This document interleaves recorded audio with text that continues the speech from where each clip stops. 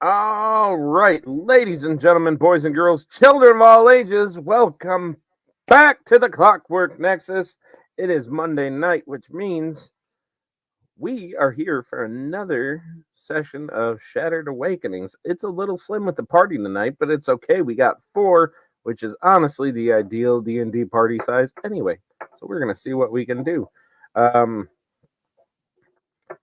Daniel is going to be a little late today, if he makes it. He was traveling today, which he does for his work, I believe. So he's off doing that. But we got everybody here. So everybody here, introduce yourselves real quick. Who you are, your socials, and who you're going to be playing. Starting with Mr. Strato.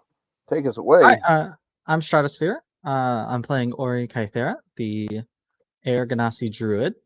Yeah, pretty much about it. Awesome. And Patrick? I'm Patrick. On the interwebs is Castlevania 86, and tonight I will be playing Balor Hawk, the Hexblade Warlock. Beautiful. And Miss Lily. Hi, I'm Lily, or Lady Lily, on all my socials and on the internet. I will be playing Linnea Iris, pretty much a Disney princess. I have no other way of describing her. She's a cleric. Pretty much. Awesome. And last but not least for now. How you doing? This is more Drunken Blade. I'm going to be playing Lunatic. She is the party's rogue who doesn't rogue. Unoptimized as always seems to be Ken's wheelhouse. But that's our players for tonight, and I, as always, am your dungeon master, Big Chief. You can find me on the TikToks at Big Chief 1387. I don't make as much content as I used to. Well, really, who am I kidding? I've never been consistent. The most consistent place I make content is here with you lovely people. So, yeah. But we're going to go ahead and get started tonight with a little recap of what happened last week, which our lovely Strato is going to take for us, I believe. All right. So last week we started off in the scrapyard, the school there, and after a bit of chatting, we decided to head a little bit further in to investigate the gang that we received a paper to deal with in some way, shape, or form. As we got a little bit through, we had a close call with a crocodilopus. I can't remember exactly what we called him, but we got saved by a little electric arcanian fence type thing. We continued pushing our way forward after coming across a magic skull with a hat telling us to scream our wishes, and most of the party wanting to get as far away as possible. Eventually ran into a group of goblins who, thanks to Linnea's quick thinking and a little casting of suggestion, we managed to make it past for now, and eventually came upon a tower in which our great warlock, Balor, managed to pull down and got us across the little river of junk and trash, where we finally made it to the main camp of the gang. Where we tried to sneak up, but had some not so great luck, and are now here, right at the entrance, caught red-handed.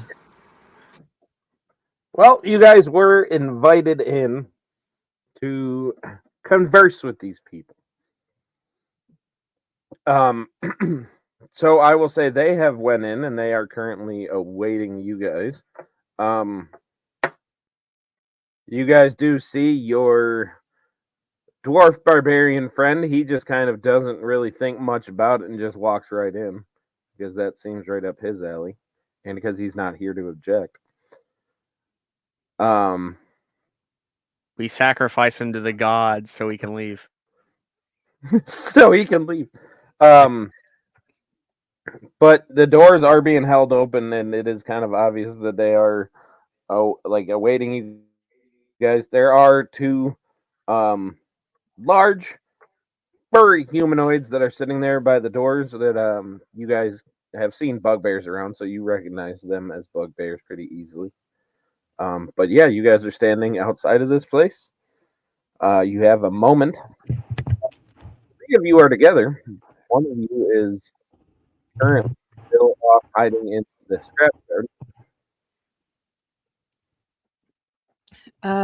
Linnea would probably kind of grab onto whoever's closest, which I think is Balor. Probably. Yeah. Her go to like around the arms, like I might have bitten off just a little bit more than I can chew, but I got this. And then just kind of drag him in with me. Just I am pulling my ear. Okay. We'll be fine. We will be fine walking into this wonderful party we've been invited into. No worries. What fucking kind of nonsense fucking first 5 minutes of the program trying to... God! What the hell are you saying? We're 11 minutes and we're good. What? You're going to a party? So you are all safe. Is that what I'm getting? Time may change, but our guests have welcomed us in with open arms. Your cryptic fucking messages are getting quite pathetic, Baylor. Let's just hope that your rapid response and recovery of the information that we were trying to gather will be obtained quite quickly.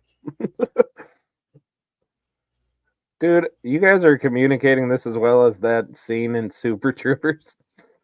Bearfucker, do you need assistance?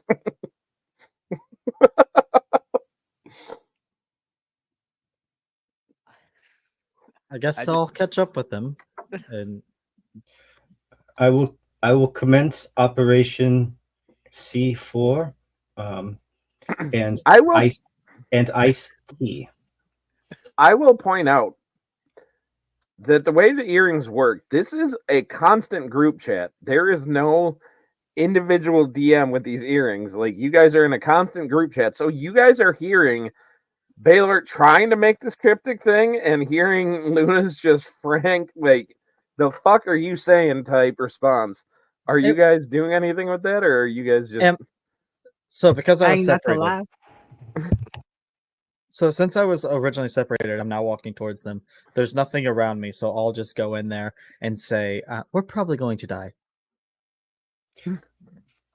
Okay. Attitude. If that's going to happen, then I will make sure that the cloak that you tried to give to me is gifted to somebody more, let's just say, worthy of it. I'll make sure that all the belongings for your princess, she goes ahead and all the books will be evenly distributed throughout the city. And for Baylor, don't know much about him, but I'm sure that his carcass can be used as a ritual sacrifice in some kind of hellish escapade. Look, I have a plan. Just gotta believe. And that plan is... That's maybe what we're getting to. I'm working on it. He's got you let me know if the plan is successful. I'll be here having iced tea and C4. I think my plan is to run like the wind. That's a good option. You just got. But our barbarian has gone. Our barbarian has gone in, so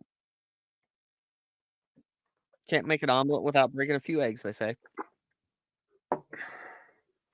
Oh, I have not had eggs in quite some time. That brings up a little story about the consumption of said properties down here in the Forbidden Territories, and eggs are quite a hot commodity, probably 3 to 4 gold pieces each.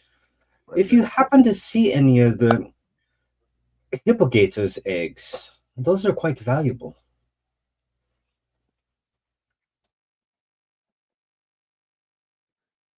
Well, we are going to commence our plan. See, through all that, all I heard Ken saying is TPK, TPK, TPK. If I see any, I'll point you in the right direction. Okay. Well, enough wasting our time and the inevitable. Proceed. And we walk in. Okay.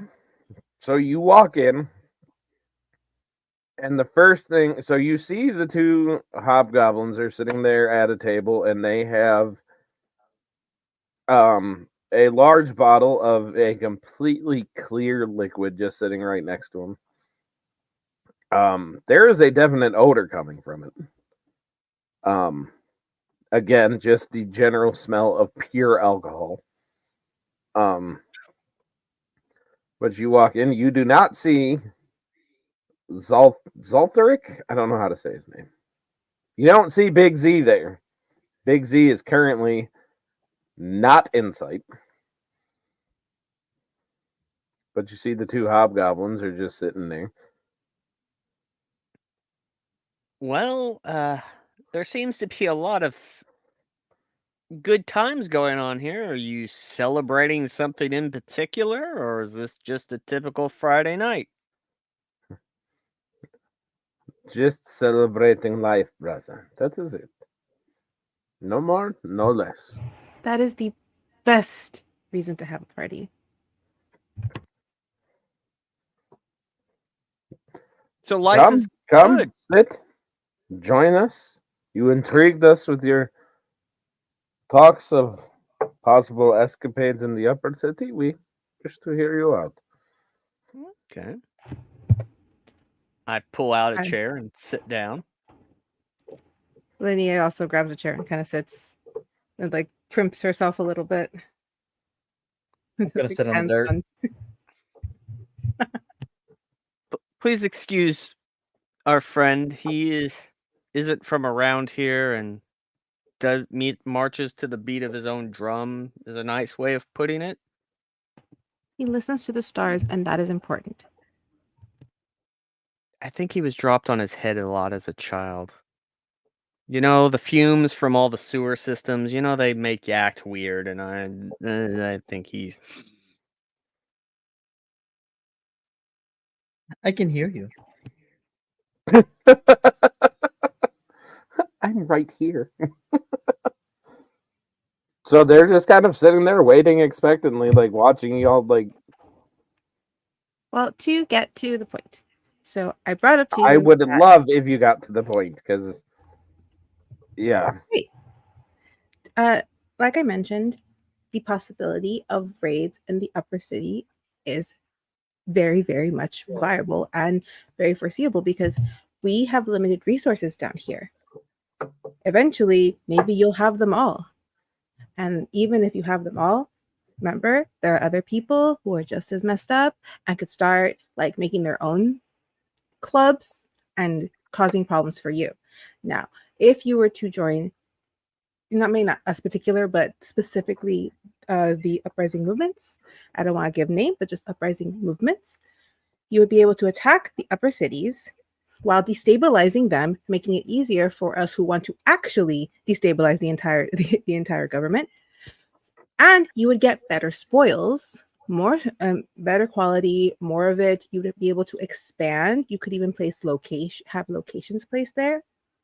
People stationed specifically in those areas to manage the local businesses. Now, I'm not saying that I approve of, blackmailing people or anything like that. However, when it comes to situations like overthrowing anything, sometimes we have to get our hands dirty. I'm sorry. Do we put forth the vision of people whose hands are clean? Well, that's my point. You guys are experts at this. So what you're saying is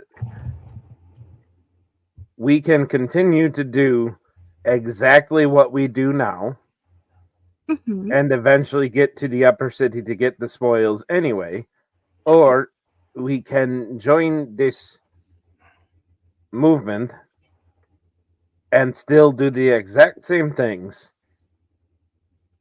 on pretty much the exact same timetable. However, think about that timetable without an uprising. Like I said, resources run low down here. All of a sudden, people are building rival clubs coming after you. This does not mean you have the protection of the people who run this shit. Sorry, I don't mean to curse, So but I am really he passionate. points at the bar, and he's like, "Do you see those?" I keep switching accents. Fuck. Do you see those? What am I looking at? So you look over the bar, and you see various severed heads in various stages of decomposition. He's like, "You know what those other gangs you're talking about?" Fuck! I switched accents again. Those other gangs you are talking about. There are the people who have tried. As disturbing as that is to look at, remember, it only takes one. It only takes a flub of one of your men or a plan gone wrong. And like I said, you won't have the protection of the people up there. And what happens when they decide to lay the hammer down on us down here in the slums and you get caught in that crossfire? Yeah, they've left you alone for now, but that's not sustainable. Let me butt in. Linnea, roll a persuasion check with disadvantage. Disadvantage? Okay. Mm-hmm. As you're kind of grossed out by the series of severed heads on the wall. Well, I guess I'm just meant to lose this because I rolled 2 1s. Oh boy! So you know what? The dice gods don't want that, so it is what it is. 2 1s. Oh no! All right. Oh, she's getting ahead of herself. No pun intended. With the lovely decorations you have up there. If you were to join our group, you already see that you've had a little bit of issue with your frontline security. Not going to point that out again, but if you were to side with us, there's more success, more people, because I don't know how many Iron Skull gang members are there currently? Enough. Okay. But if you have your enough and are enough, that's a lot of enough. Enough either. So you're saying that we should team up with the people that just wandered unwittingly into an active bandit camp that did not, you guys didn't really try to be all that stealthy about it. You guys just kind of walk in here talking nonsense of, oh, we should be good guys and join the uprising. Pulling my ear. Look, don't you think it would be and I'm saying this so it goes through the earrings and out loud. So it's on speakerphone. Look, it would be very suspicious if we were sneaking in here. You all would have killed us right away. You would have thought us instantly as hostile. Nobody would be dumb enough just to walk in here willy-nilly. Correct? Well, until today I thought this, but then here you are. Times are changing, my friend. You have to adapt to all these situations.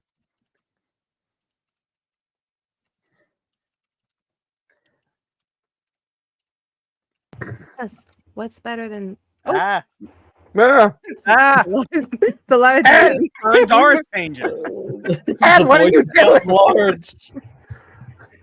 This is what we get for giving Plan Ken C4. This is what we get for Ken taking the driver's seat. No, I'm just typing and I don't know what happened. Did you hit shift 1? I don't know what I hit. I was just shift 1 would be if you were trying to type an exclamation point. Yeah. Yeah. Anyway. Yeah. Also, since Baylor is talking, Linnea is doing like little silent prayers for each head she sees. Okay. Not that silent, more like just not verbal, but you see her mouth move. Yeah, and the one brother that sees you doing that, he just kind of leans forward and he says, "My dear, you can say the prayers you want. I do not think any of those men are getting into the promised land. They were not good men." Well, even if they weren't good, everyone deserves a prayer when they die. Sure. No, I see you're still very uneasy about this tentative relationship. If you gave us some of your terms and conditions, we can report back to our... Did I lose the connection? What is going on? I was hearing something about you guys were going somewhere. It's so hard to hear in here. I've got to... You have ear infection. Is that why you keep playing with ear? Yes, and look, you know all the diseases that run around down here, so an ear infection is the least of them. There are many of the diseases around here. Some of them were even started by this person known locally as Chip's mom. What the hell is going on down there? What? Oh, Chip's mom. I heard stories about that one. But anyway. Are they happy stories? They have happy endings, apparently, but that's a different story for a different day. But if you were to give us some of your terms and conditions, we can report them back to our organization. They can ponder it over. We can have some contract negotiations. What in the hell are you telling about our organization, you dumb fuck? We have no organization. We have nothing. It's a great plan on paper. It's a great plan that's going to get you and killed. Your organization, what is this organization? What can you tell me of this? Because you just keep on saying my organization. You know, you could be a member of the Mickey Mouse Club for kids for all I know. What is this organization? You have to give us something tangible and real. Well, you've already... Still pulling the ear. God, this ear infection is really killing me. I need my eardrops, but I left them at home. Maybe you should get that fixed when you are done. I know, because it sometimes people lose their hearing, and they need to listen with all their ear. Oh, got it. Well, you know of our organization because apparently we have a bounty on us, Legion.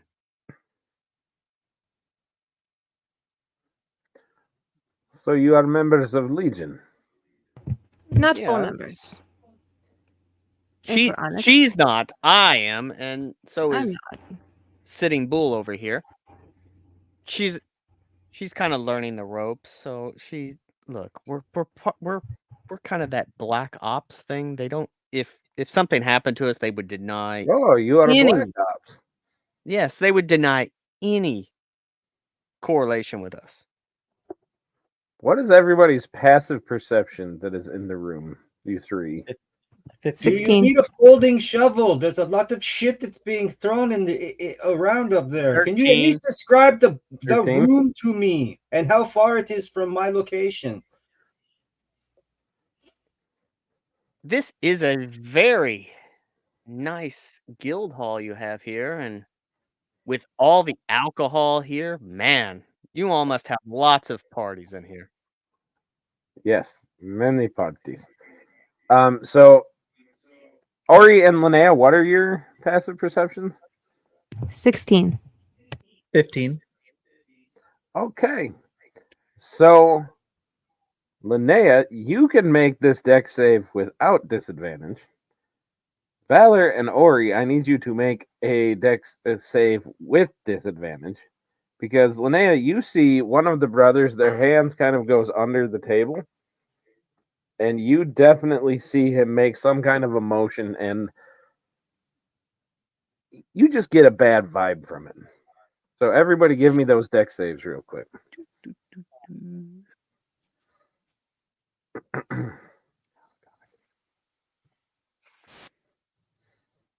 16. No, I got a 2 and a 19.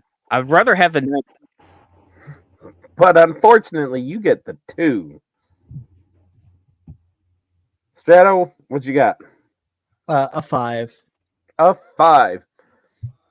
All right. So, Linnea, you notice that you stand up from your chair just in time to watch these binds lash around nothing, while you see Ori and Balor suddenly very stuck to their chairs.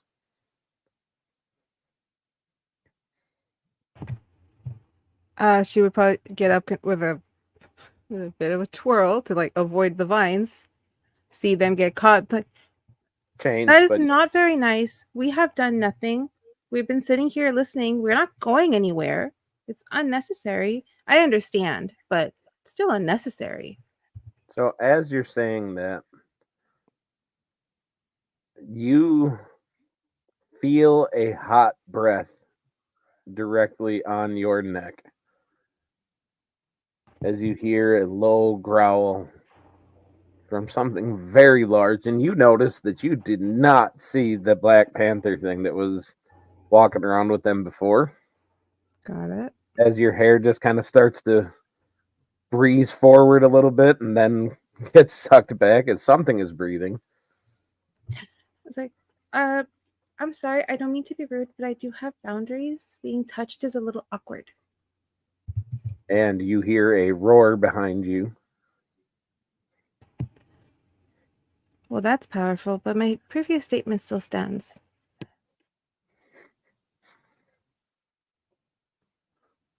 She would like you to sit down. I'll sit down if you promise not to put vines on me. I already have green markings. I promise there will be no vines to go over you. I don't really believe you, but okay. I can guarantee you there will be no vines that bind you to anything. Oh, you're going to bind me with something else. Got it. I would appreciate it. I'm not going anywhere without my friends. You already have me tied down metaphorically. So, just saying. She does sit down, though. Good. I just hogtied on the floor since I was sitting on the dirt. You would have... They would have insisted that you sit in the chair. I was sitting in the dirt just playing with it. I told you he was special. Then I will say sure. Cool. I'm hogtied. I don't remember you saying shit about the dirt. Yeah, no, he said he sat on the floor. Yeah. Did I? Yeah, that's why they would look at you as so weird then. Hold on just a second. Special forces. When they said special forces, they meant something different. I'm like the crazy old doomsday prophet. Like nobody wants me near their actual furniture. But instead of old, I'm just young and crazy. You have an old soul. I have to see something real quick. Hold on. I cast Moonbeam on myself. Moonbeam on myself. It burns. How many hit points do you have, Linnea? 24. Okay. So you fall asleep.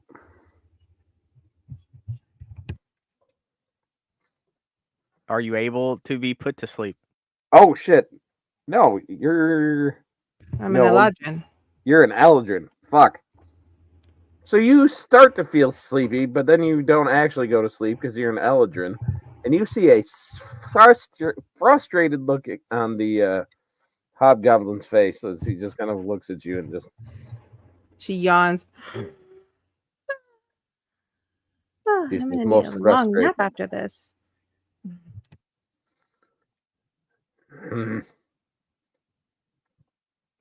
Am I supposed to be asleep? Oh shit!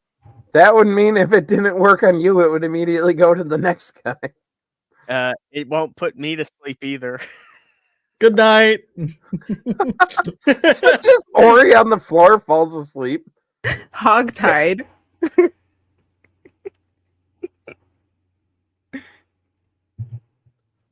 Unless you want. This guy usually works This usually works better. In my old age, I think it is. It's just really hard for me to go to sleep, if I'm honest with you. It takes forever. Little wired right now. Sleep is the last thing on my mind. You should not feel bad about your abilities at all. You even got me to yawn. It happens to the best of us, sir. They make pills for So who recruited you to Legion? Well, at this point, I don't really remember. I realized did we get his name? He was a lot of talking and a lot about prove yourselves, at least to me. But I don't think I got his name. I'm sorry. Maz. Staff Sergeant Wait. Maz.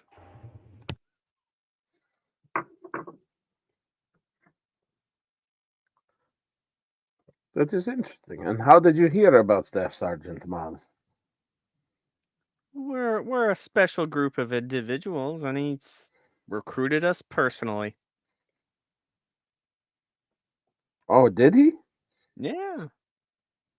Why would he recruit you individually? Why were you so important? Well, you just saw your magic trick didn't work on 2 of the 3 of us.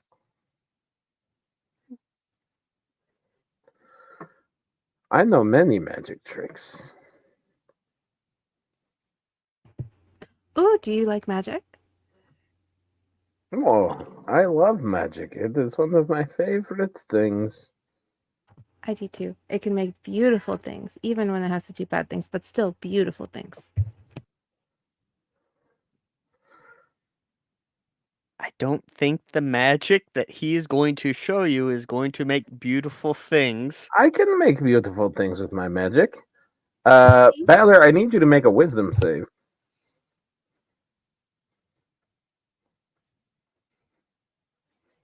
$16. 16. Okay. So you turn into a parrot. See? I make many beautiful things. Balor, you've never looked better. That's very, very pretty magic. Beautiful magic, even. However, it might be hard to understand him like that. I know parrots can talk, but they're very limited. Would a player that gets turned into a parrot be limited, or would they just be able to talk? I think they're still limited. Good thing we have somebody that has bird language.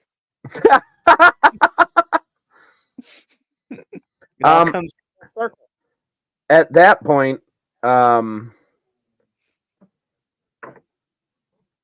we'll go outside to Luna. Because you're hidden. Do you remember your stealth roll from last time or no? 20. Is it in the 22? No, 20. 20. Okay. It was at 7:30. It was at 7:34 p.m. to hide. Beautiful. 20.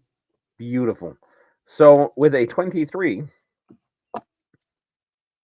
somebody kind of sneaks up behind you a little bit and is like, "Hey, you've done a really good job hiding, but I got to tell you, the rest of your party is kind of shitting the bed, and the boss needs you to kind of come towards the thing a little bit.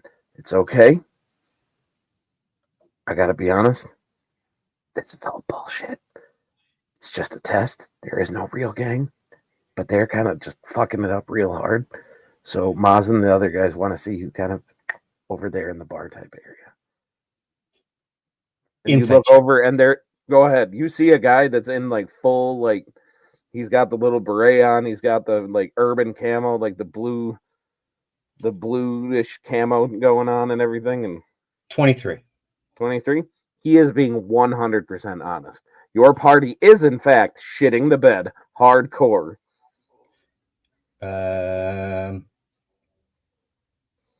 Point my crossbow straight in his fucking dome.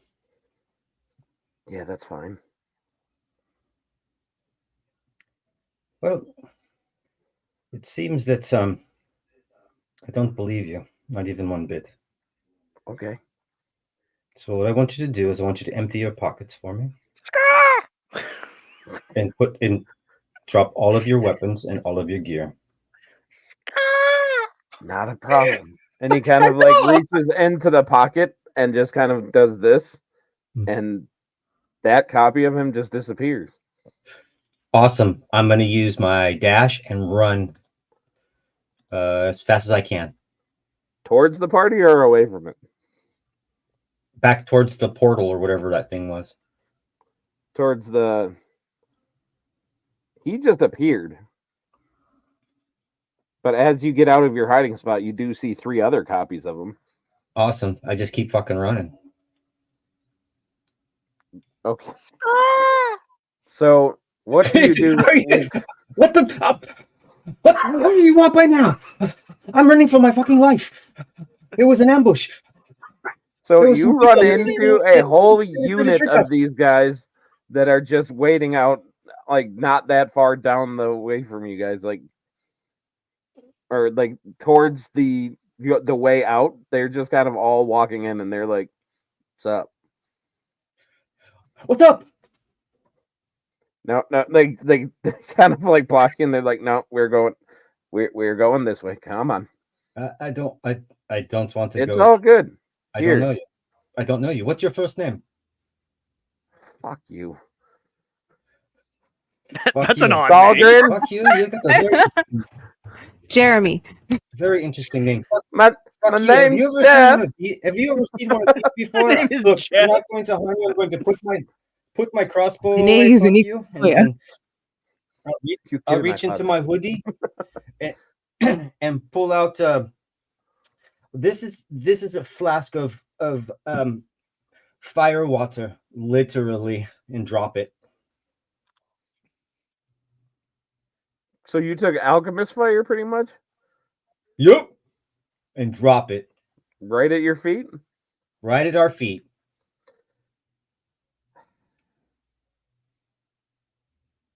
Roll damage then. What are you doing?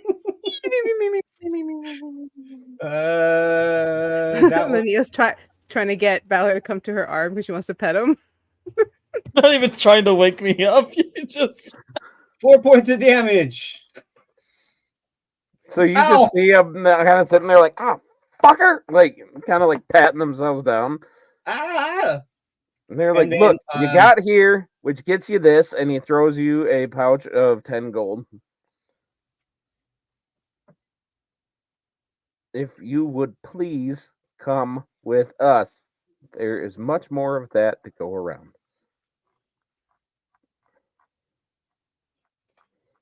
I need a better assurance. This isn't assuring me. You're not convincing me. Fuck you. What? What do you fucking want convincing of?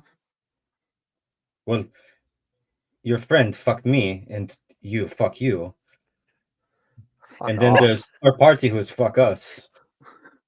Fuck off. And then The fuck there, we have brothers. we do have a barbarian. Fuck He goes that. by oh fuck. And we are losing anything, and this is why our stream doesn't take off, because we exceed the tube's minimal amount of fucks, or maximum. Just I'm using them as nouns. That's okay. that's okay.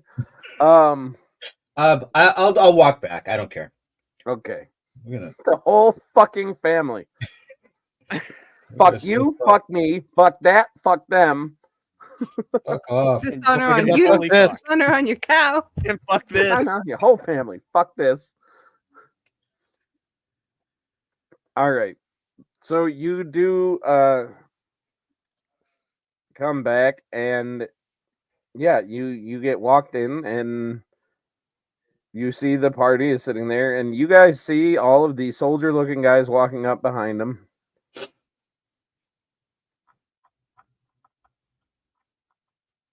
And Am I still a parrot? yes. I For now. tried to speak to him. Okay. I tried to speak to him in bird folk.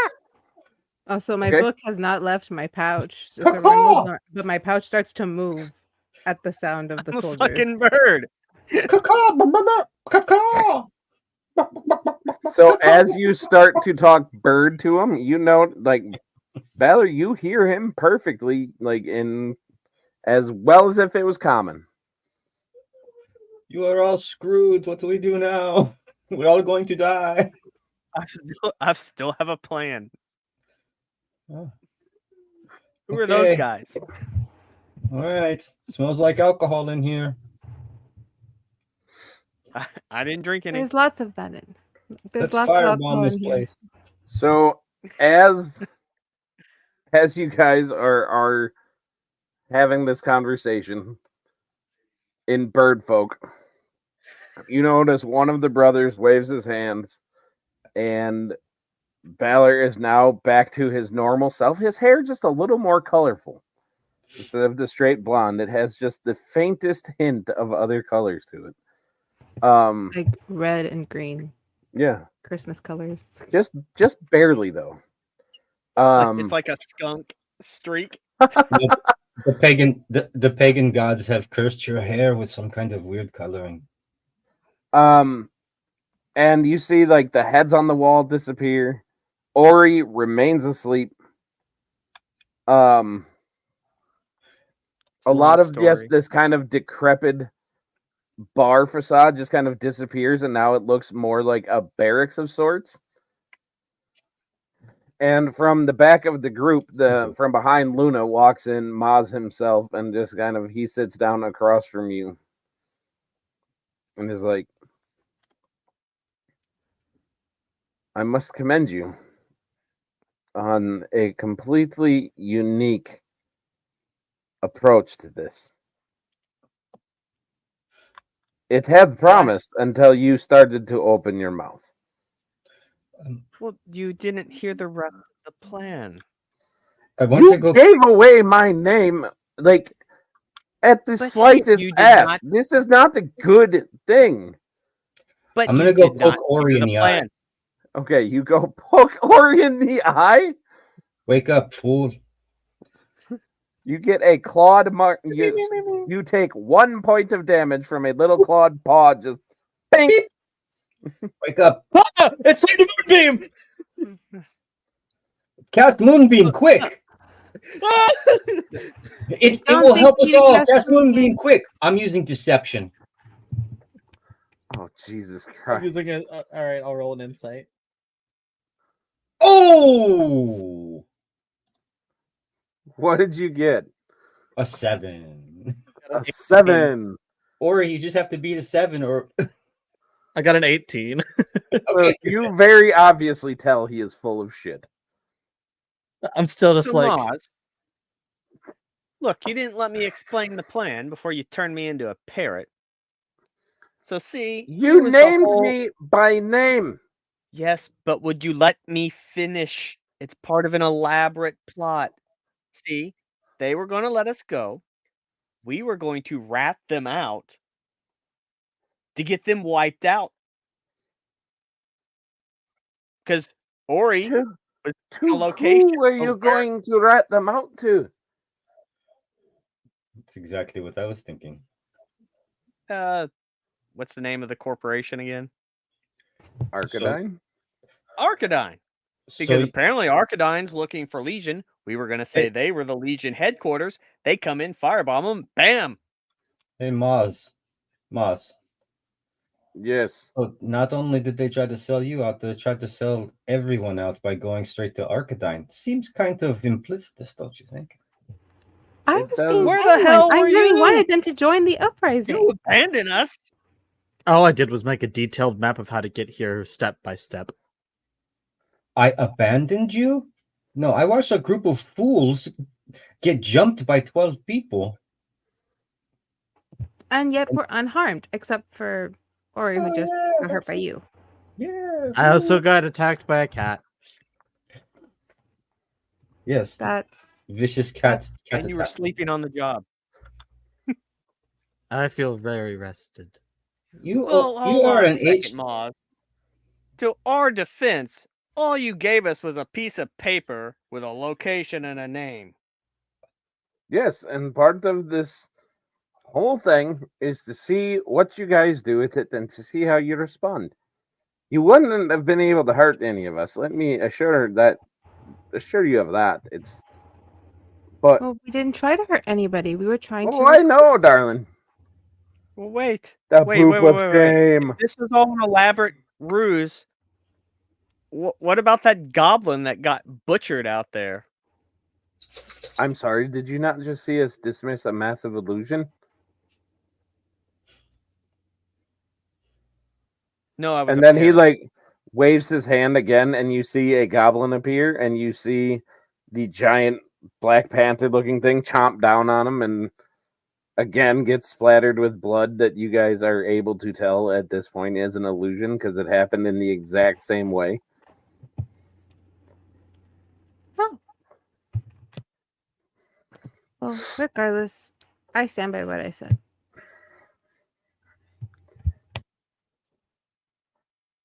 So, Bella, your plan also had promise. I didn't know that that's what you were doing, but I think that promise is a word. I was just going. In the end of it, I have to say your guys' communication was god awful. You guys didn't plan this at all. You just came walking in with just on a whim, just on a complete whim. You had no idea what you were doing. Watch this. We can walk out on a whim too. Let's go, guys. I'm thirsty and hungry. Long Spider, run away. Deceptively. You know, it was all the barbarian's fault. Yeah, he I already blame it on the barbarian. That seems like a good course of action. And the thing is if you guys want to walk out and go about your business, that's fine. But let me ask you, you guys came to us wanting to join Legion. Why?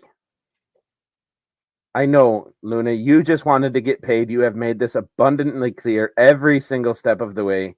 And you know what? Your honesty is applauded. But I'm just telling you, I didn't seek you out. You sought me out because of my expert abilities in blowing shit up, which I have not been able to do. I want to rebuild the library, and I would need both money and for things to be better in the slums for that to happen. And the only way to get that is through you guys. Hey. What about you, Blue Meanie? What are you doing? The planet is doomed and technology must be purged. I only agree with half of that. And Mr. Hawk. I'm just looking for a good time. You ever try interspecies? Are you coming on to me, Beth? No. I just asked you a simple fucking question. Oh, God. You know, Time they say and place. Once you go raccoon, you never go back. I don't know what the fuck that means, but it means something. I'm going to say above game. I'm pretty sure Selkie is coming in as a tabaxi, and she sent me a thing of spider cats today, which is like adorable little kitten spider things. I think she's trying to say something about interspecies. Just saying. Spider cat. Doing whatever Spider Cat does. At this point, my book kind of comes up and kind of softly pats me on the head in a it's okay, we're okay. It was a good idea. It was just a fake test. Well, no, it wasn't a fake test. It was, the thing is you guys showed some promise. You showed some ingenuity. But how are we supposed to take you into our confidence if you're so willing to sell us out so quick? I pretended to not remember your name. The plan. All I did was make a detailed map of exactly how to get here. I like to blow stuff up. I understand. No, I just want to point out one thing. Yes. If you were to take Baylor's tongue, that might satisfy that urge. Well, now there's an intriguing notion, isn't it? Or maybe a spell. Legs, it might be a good luck charm. Or possibly, or possibly you could wear my tail as a hat. Ha ha ha! Heard all coonskin the hat. jokes That sounds like already, a fuckboy. marvelous idea. We're not skinning Luna. No, in all seriousness, look, we are new to this. Honestly, we are new to this. We are just fucking around a little bit because we got scared. And sometimes when people get scared, they make up shit, and then they kind of like become comedians, and then they change their voices, change to different voices, and all kinds of things are happening. But what I would suggest that you do, if you don't mind, Moz, how about if you do this? First and foremost, fucking feed me because I'm hungry. Number two, set us off on a small job, something tiny, something insignificant to you that gutter snipes can take easily done. Something that we can have some fun at, to prove ourselves maybe a little bit more worthy. We'll talk about amongst ourselves, maybe our own protocol. Maybe, hey, if you get caught, don't say a fucking thing because Baylor will fist fuck you until midnight. I don't know, something just disgusting. That seems quite excessive. Well, I don't know, but I hear you. Baylor is an interesting person. You have to understand. I've just recently come across some interesting videos about Baylor, but those are on a separate feed. I heard that Baylor sells fans, but that's like all he sells is only fans.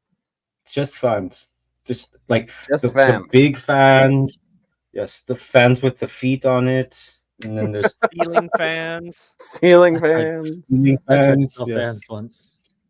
All this is going way over Linea's head. She's kind of just like, why are they talking about fans? Are they hot?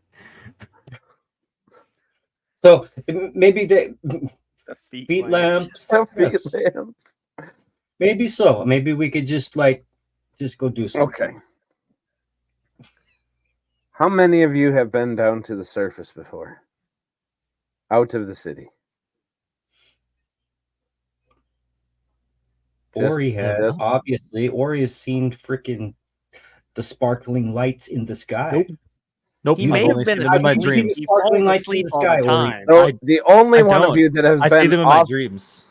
The only one of you that have been off city is the raccoon. That's because I blow shit up.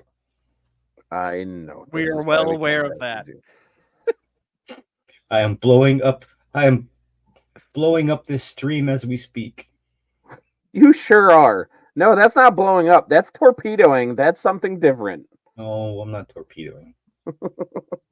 As he makes the face. I don't think so. All right. So I hear you. And here's what I'm going to say to you.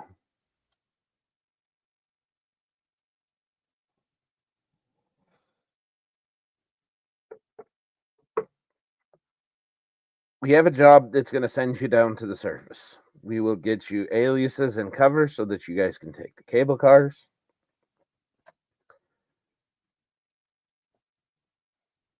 You guys are going to go down to the city of Embervale.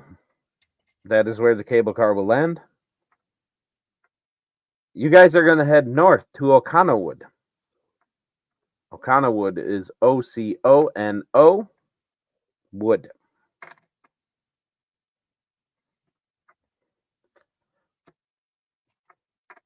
You guys are going to head up to Oconowood. And here is the actual job that you guys are going to take to prove yourselves. That was the cable car to what city? Embervale. Embervale. Emberveel.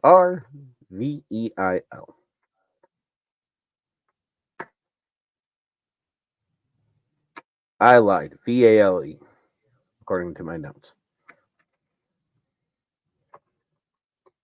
I heard they make good pot roast there. In Embervale? No, in Embervale, everything is shit. And Embervale is a mine town. But it's very good pot roast, though. Okay, to me though, shit is like amazing because I've never worked a single job in my entire life, and I eat scraps of trash. You eat pieces of shit for breakfast? No. No. But they have a really good pot roast, though. That's the only thing they've got good. It's a shit roast. Oh God. All right. In any case, you guys are going to go down to Embervale. You guys are going to head north to Oconawood. On the way,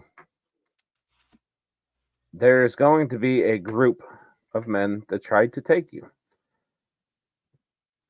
We do not have a name for this group, but they have been hitting the North Road for quite some time. You guys are going to have to make yourself seem like commoners, not like a group of adventurers, because commoners, they take them back to Embervale and force them into the mines to do labor for 5 years. And if they live, then they go back free. But the mortality rate in the mines, as you know, Luna, isn't exactly high.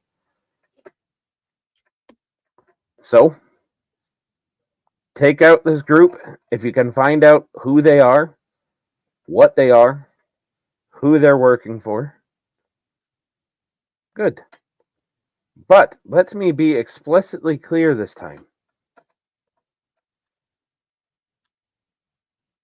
This is not a mission to convert them, because they won't be converted. This is not a mission to talk them out of doing what they are wanting to do, because I can most definitely assure you, this is a real mission. This is not just a test like coming here and running our little thing where we'll pull our punches and we'll make it easier for you. These guys, if you fight back, they will kill you.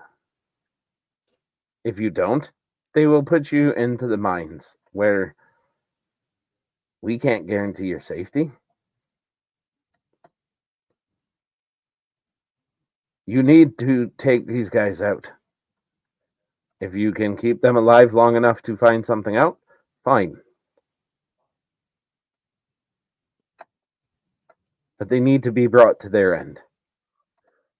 And if it makes you feel better about it, they are responsible for dozens and dozens of families being broken up, men and women dying, children being sold into servitude.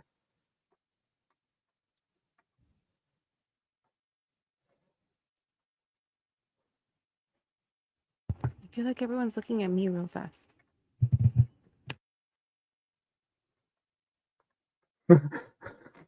All the soldiers' eyes just snap over to you.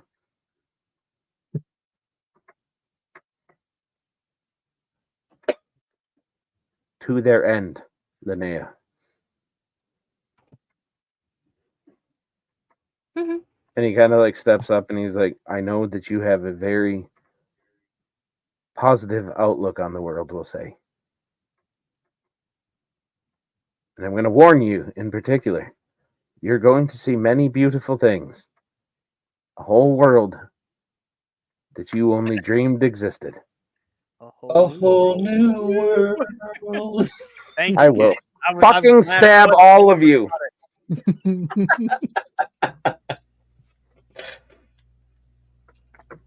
But for all the beautiful things you see, you're going to see just as many ugly things.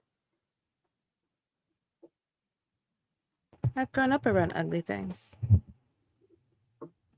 I still find them pretty. But I understand what you're trying to tell me, and I will do my best. That's all I can offer.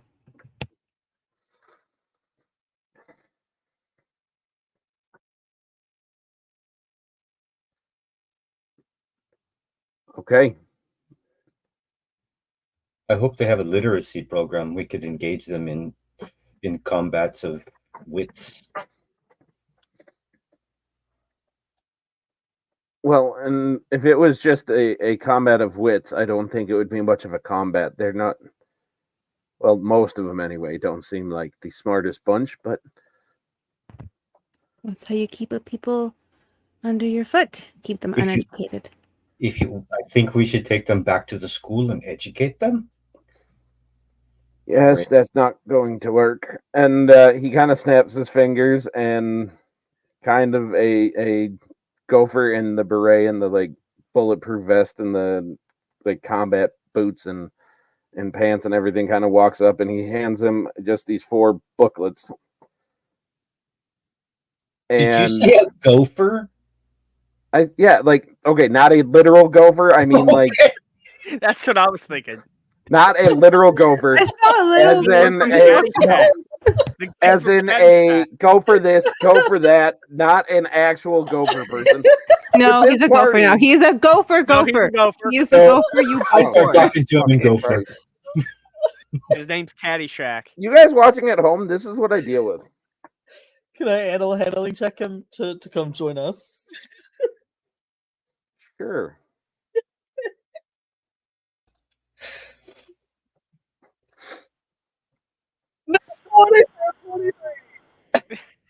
For a 23, he comes walking up to you as you're trying to talk to him in Gopher. Does a 17 hit you? Yeah. Sweet. He slaps you for 2 damage and says, I'm not a fucking Gopher, I'm a gnome! You fucker. He's a pretty hairy looking gnome. Guy. He is a hairy, he got the bushy beard. Bucky Beaver. If it looks like a gnome or a gopher, sounds like a gopher, and X. smells like a gopher, it's a gopher. It's your mom. I don't know my mom. Hammy? Never met her. Is his name Hammy? I was thinking that, like, are we getting another Hammy? We're getting another Hammy. Anyway, he hands Ori very aggressively one of the little booklets and then goes over to Baylor and kind of slaps you in the face with it. And as he's putting it in your hand, goes up to Linnea and just kind of like jabs it at her. Who takes it and is like, thank you very much. I'm so sorry for confusion. Goes up to Luna and just gives you one of the booklet things. And each of you have a little booklet that's basically a passport. I've got a passport. So Luna, the name on yours, it has your picture, but it has the name Hazin, Hazin, Namu, Namu. Ori, yours has the name of Isol, is Isol. Grusk. And then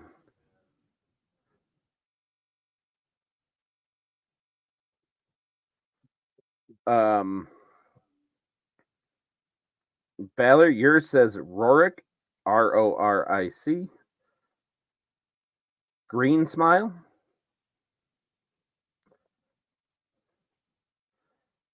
And Lily, yours says Trisley Rain Crown.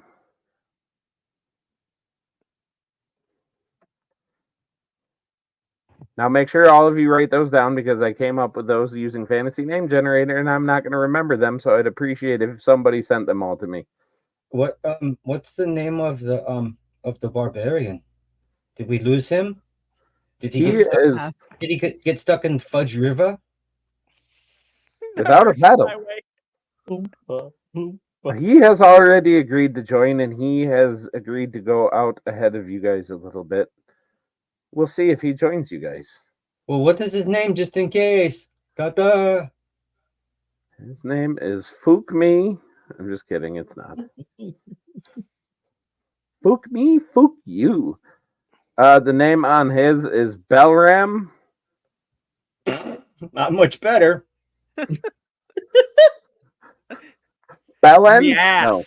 His last name's Meass.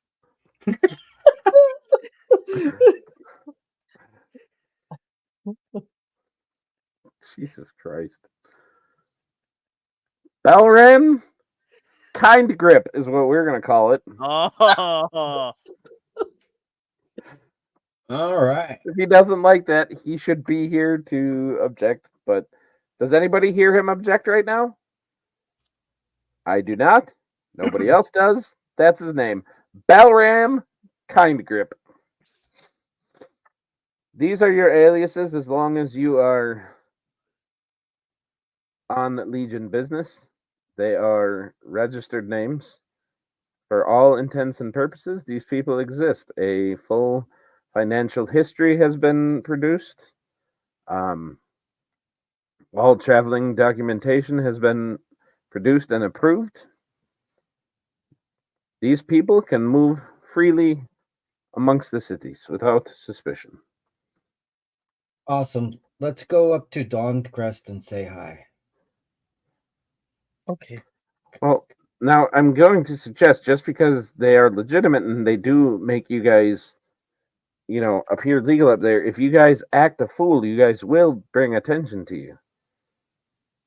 Well, then we don't want this. Could we maybe change then? I mean, I love my dress, but it is an amalgamation of a bunch of scraps, and I think that would be noticeable. Yes, we will provide you normal upper city clothes. I mean, they're not going to be extravagant or anything, but they'll be, Could I request green? That's my only question. We have black and gray and a slightly lighter gray. I'll take the slightly lighter gray robes. Fine, I'll take the gray. Didn't we just do this?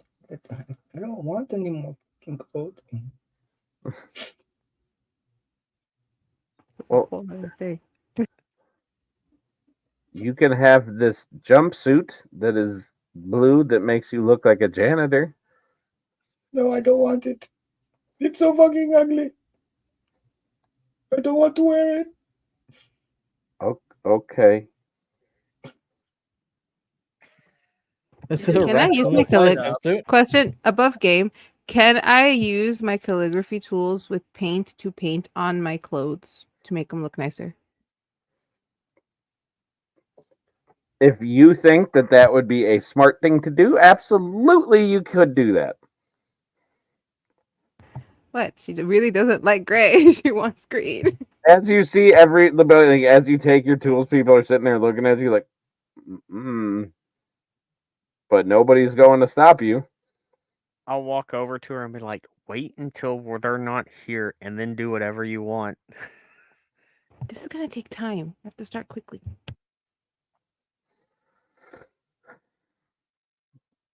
The next cable car leaves the upper city in 2 hours. I'm so hungry. He gives you kind of a plate of like marine rations, like the stuff that you add a little bit of water and shake and it turns into, an MRE. Yeah. That brings back good memories. Hell yeah, I had some great fucking MREs. I can't tell if that's sarcastic or not. This one, I will say, is not great, though. It's like barely edible mush, but it's there. It's better than me foraging for the worms I was foraging for earlier. So.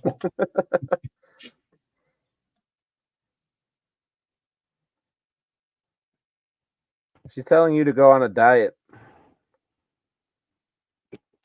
I won't lie. After falling, getting slapped, getting poked, and getting scratched, kind of hurt. Just a little bit, though.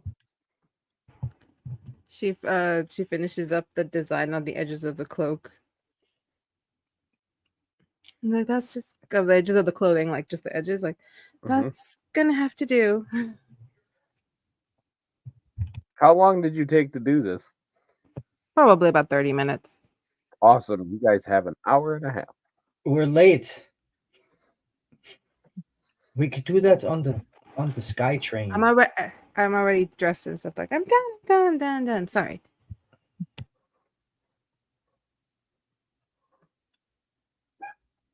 Charles has an opinion. What do you think?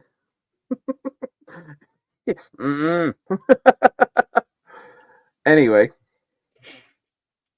so you guys now know that in order to get to the upper city, you guys have to go up one of the pillars and through, because there are about 8 pillars around this kind of middle circular structure where the main Arcanine building is that runs the full length of this basically 110 stories.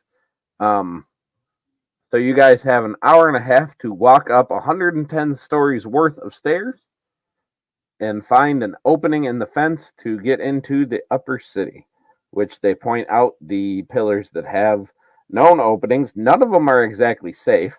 They all involve making a jump over a gap 110 stories up, but it's fine. But this is the path ahead of you guys. Do we need any kind of athletics check or strength check or anything?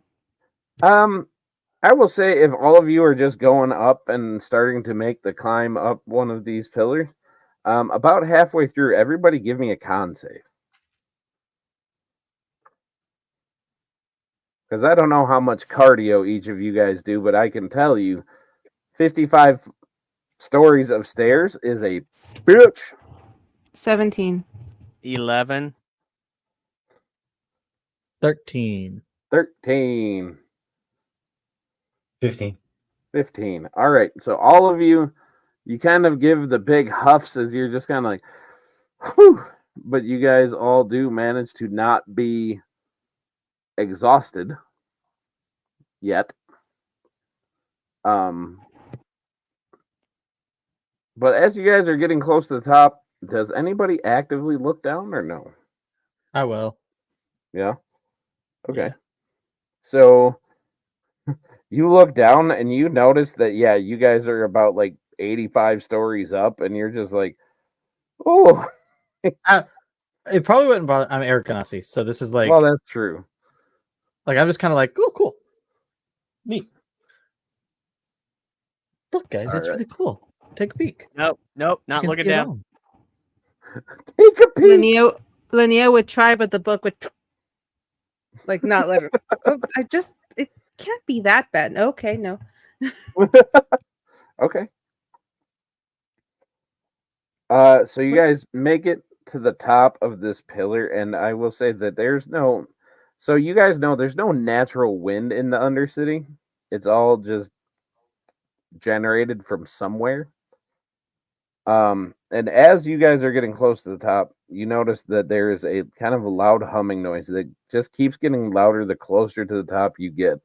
And when you get to the top, you see that this is where that artificial wind gets made, and on the top of each of these 8 pillars is just a big ass fan that is blowing, like, pictured like the wind turbine fans, right? Just constantly, turning and cycling air.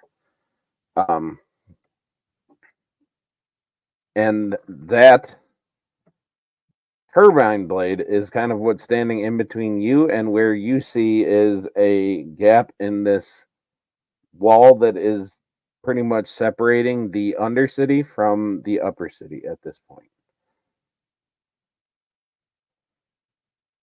So, fast spinning turbine, well, kind of medium speed spinning turbine is the only thing standing in between you and there. How do you guys fix that problem? Is the turbine moving? Yes. And I just said medium speed, like turning, so it's like. Okay, sorry. So does anyone have something for that? I think I have a stick in here somewhere.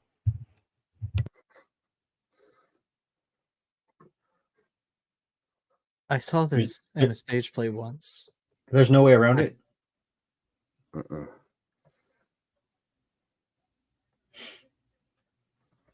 Are there any like small pieces of like scrap metal or rocks or anything at the top of the staircase that I could pick up? Make a perception check. That's a nat 20 for 25. Can I roll investigation since he's doing perception? Sure. What are you investigating? A way to slow it down a bit more so we could pass through. Okay. Basically. So, Ori, with your perception, you see some like sling bullet size stones up here. Not a whole bunch of them. They tend to try to keep this area pretty stationary. They don't really let big rocks fall into the turbine to get blown out into the slums or anything. 15. And you see some like thin gauge aluminum that you see is kind of like bent and kind of like flapping off of one of the like this kind of like shell of this thing. With a 15, Linnea, what you get as you're looking around, unfortunately, kind of the best you get is that turbine needs to be stopped in order to for at least a little bit to get you guys through it.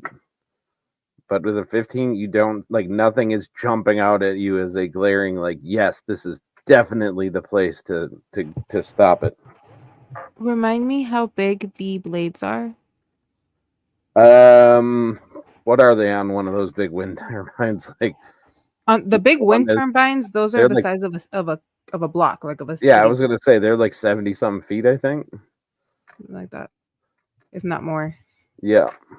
Okay.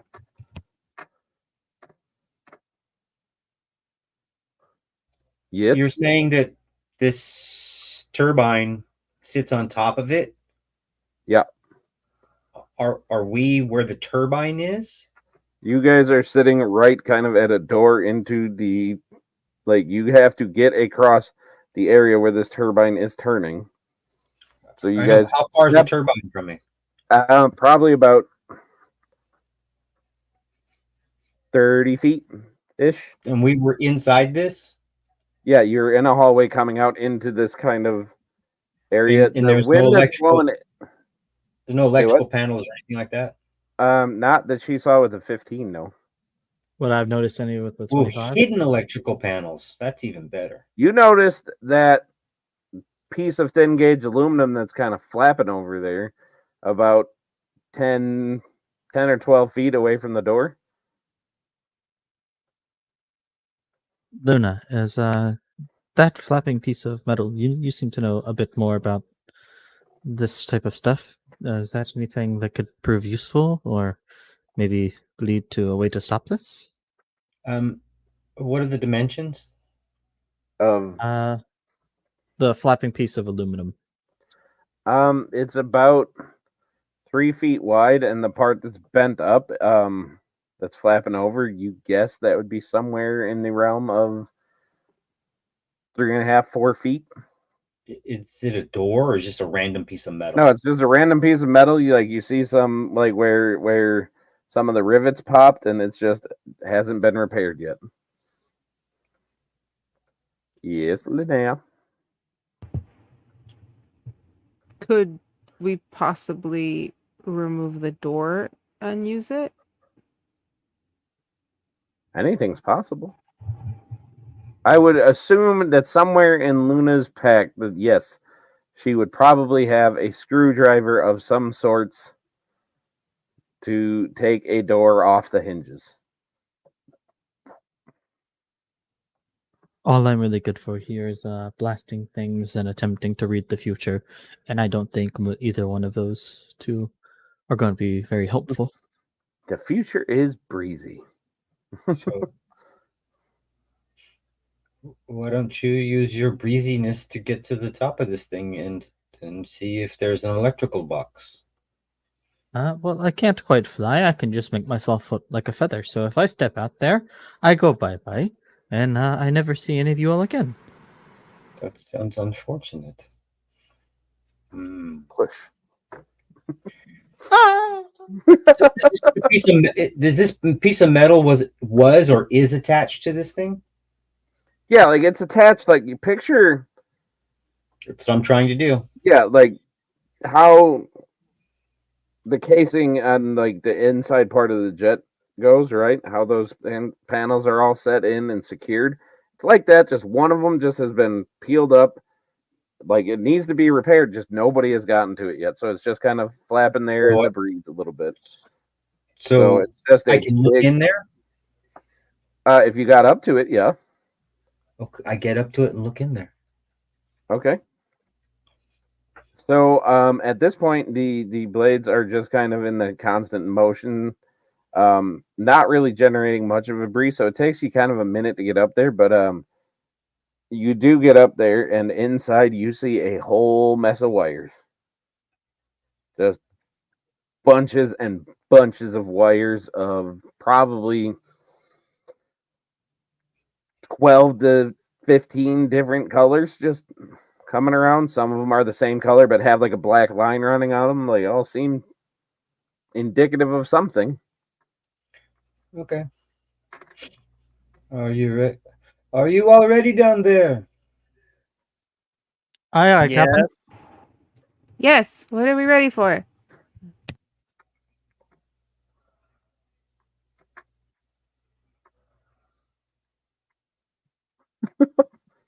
I shoot an arrow into them, or a bolt. Just like straight into them, or like across to try to get as many as possible. Clump is at. Huh? Wherever the clump is at. Okay. So you shoot this bundle of wires, and the first thing you notice is that it gets very dark as all the lights seem to just kind of go out for a second. And that's replaced all of a sudden by just kind of a slow red pulse that is happening, like an emergency light. And Luna, you being the only one out there, you suddenly feel like as you're holding on to this little sheet metal opening, it is starting to get significantly breezier as this turbine is seeming to pick up speed. For the time being. Exactly what I wanted to do. And I jump down. Okay. Climb down. Do whatever. Okay. Okay. On. So it's going fast. Yep. You see mean it. Turn it on faster, or did you mean to turn it on slower? It's not like they had like a switch that said like, oh, on and off. So you guys are noticing that this thing is for one, it's getting extremely loud. Hurricane. And it's getting like real. It's going really fast. Like, and those of you like Ballard, you know a little bit about mechanics from your job. You start to get that feeling of that is really like obnoxiously fast. This isn't good. Did we brace? This doesn't sound like it should be making that noise. I don't like the machinery, but I've never heard it whirl quite as loud. You think if we shot something right at one of the blades in the opposite direction, it would at least slow them down? Probably not. Just a question. If these blades are 70 feet long, I'm going 75 feet back down the stairs. Okay. I'm gonna follow Luna. I'm just gonna. How big of a gap are we trying to cross to get across? It's a grand total of about 60 feet, 30 feet on either side of this turbine. So let me know when it's all over. So Valor and Linnea, if you guys are standing there, you start to hear a familiar sound of arcing electricity. And I grab Luna by the collar. I'm like, we gotta go. So you take Linnea and you go join the other ones? Yes. Okay. So well, I just want to know, like, is it possible to shoot guiding bolt without it cutting a hole through something? That's my question. That's what I meant. It's gonna cut a hole through something no matter what here in a second. Yep. We gotta go. It would destabilize. So at this point, Linnea, the book is like out and like pushing you on the ass, like towards the door, like keep going down this path. Okay, I'm going. It is like hitting you in the back, like the book equivalent of must go faster. Like, So we shut the door to this maintenance room or whatever. Okay. and you guys hear just this obnoxiously loud hum just getting louder and louder and louder. You notice from like as you shut the door, right? You suddenly notice that there is a more consistent orangish glow coming from the other side of the door. And all of a sudden, your guys' whole pillar just shakes. As you guys, because this pillar it's kind of like open chain link on the one side, so like the pillar interior on this side, chain link on this side. You notice just chunks of debris and metal and like a large portion of one of these turbine blades just shoot out of the area that's in front. Oh no. Yes. I'll take my short rope and carabiner and clip it to the you said there was like a fence or something there? Yeah. You clip it to that. Okay. I will take my whip and try to wrap it around as much as I can and hold on and pull Linnea close. I'm like, this is gonna get bad. So I've got like whip in one hand and then like her like arm linked. Arm linked both Baylor and Ori. Like hold on. Oh no. I'm finding the sturdiest piece of metal and thorn whipping it and just holding on. Just like all right. I don't think thorn whip works that way, does it? No, I don't think it does, but I'm trying frantically. But it sounded good. But it sounded good.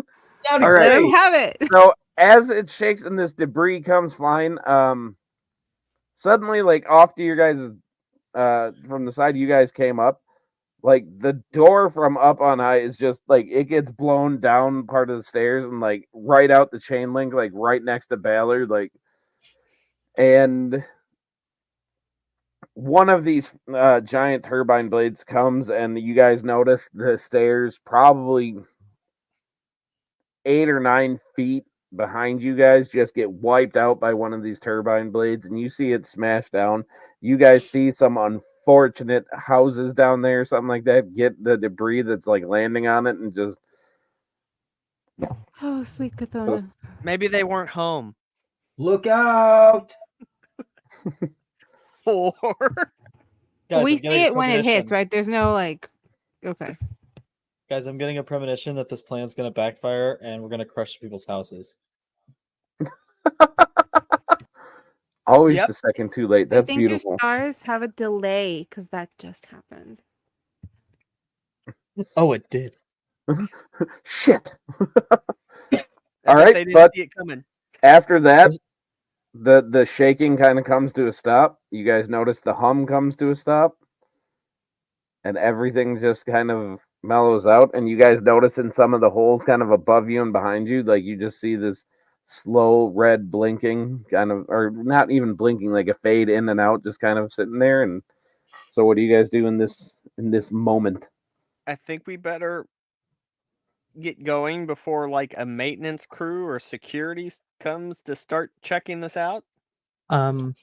We should probably leave the barbarian behind and let them know exactly what happened, and maybe he probably caused this. I'm gonna cast Pass Without a Trace on the group. All right.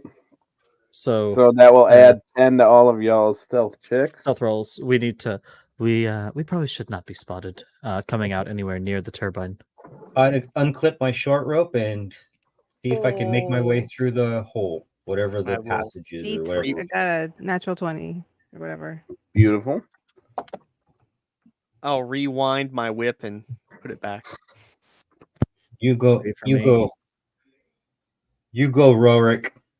You've got this. Yeah. Oh wait, am I doing a stealth? Yeah, I just did a stealth with my. I think that you guys are indeed doing a collaborative stealth roll. 21.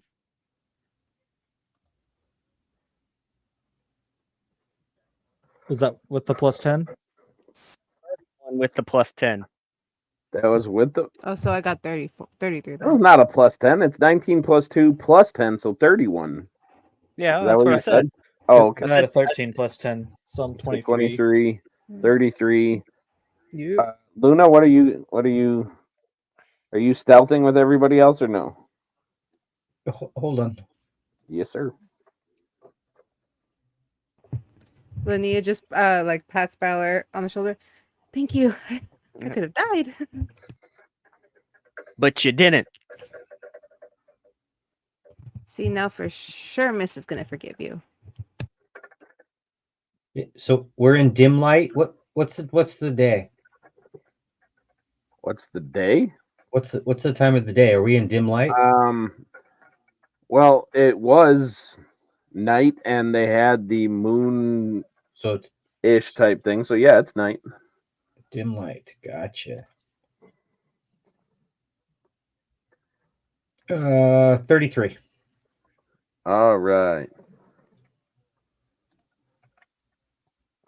So you guys now you guys feel very stealthy.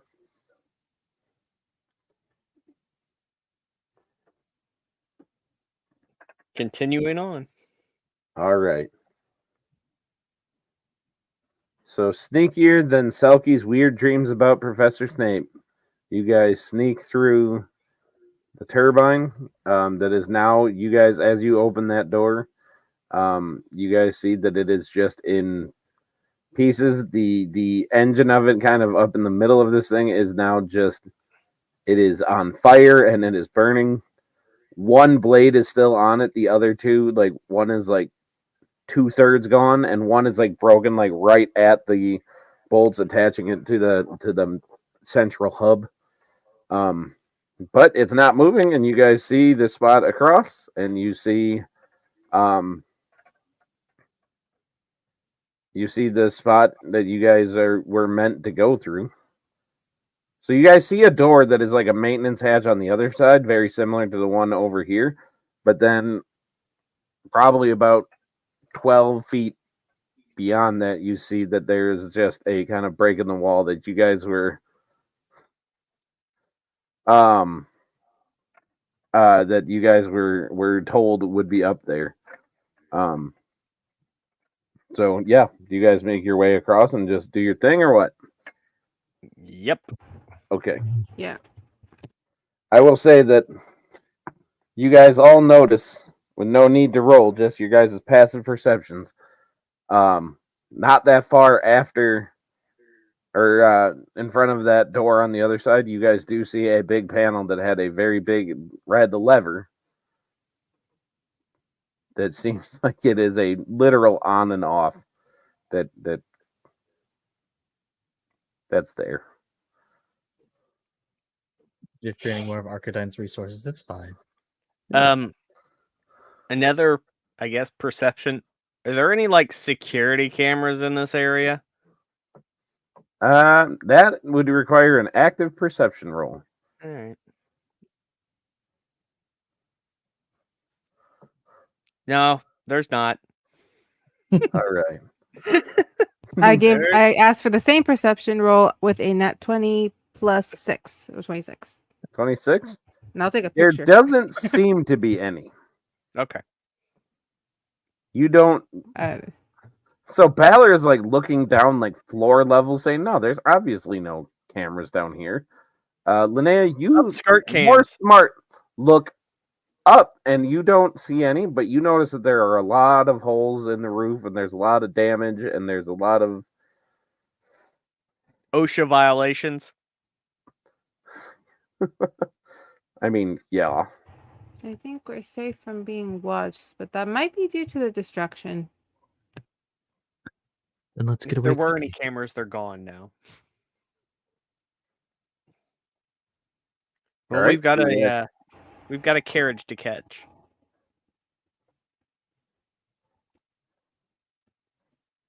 Just move on out.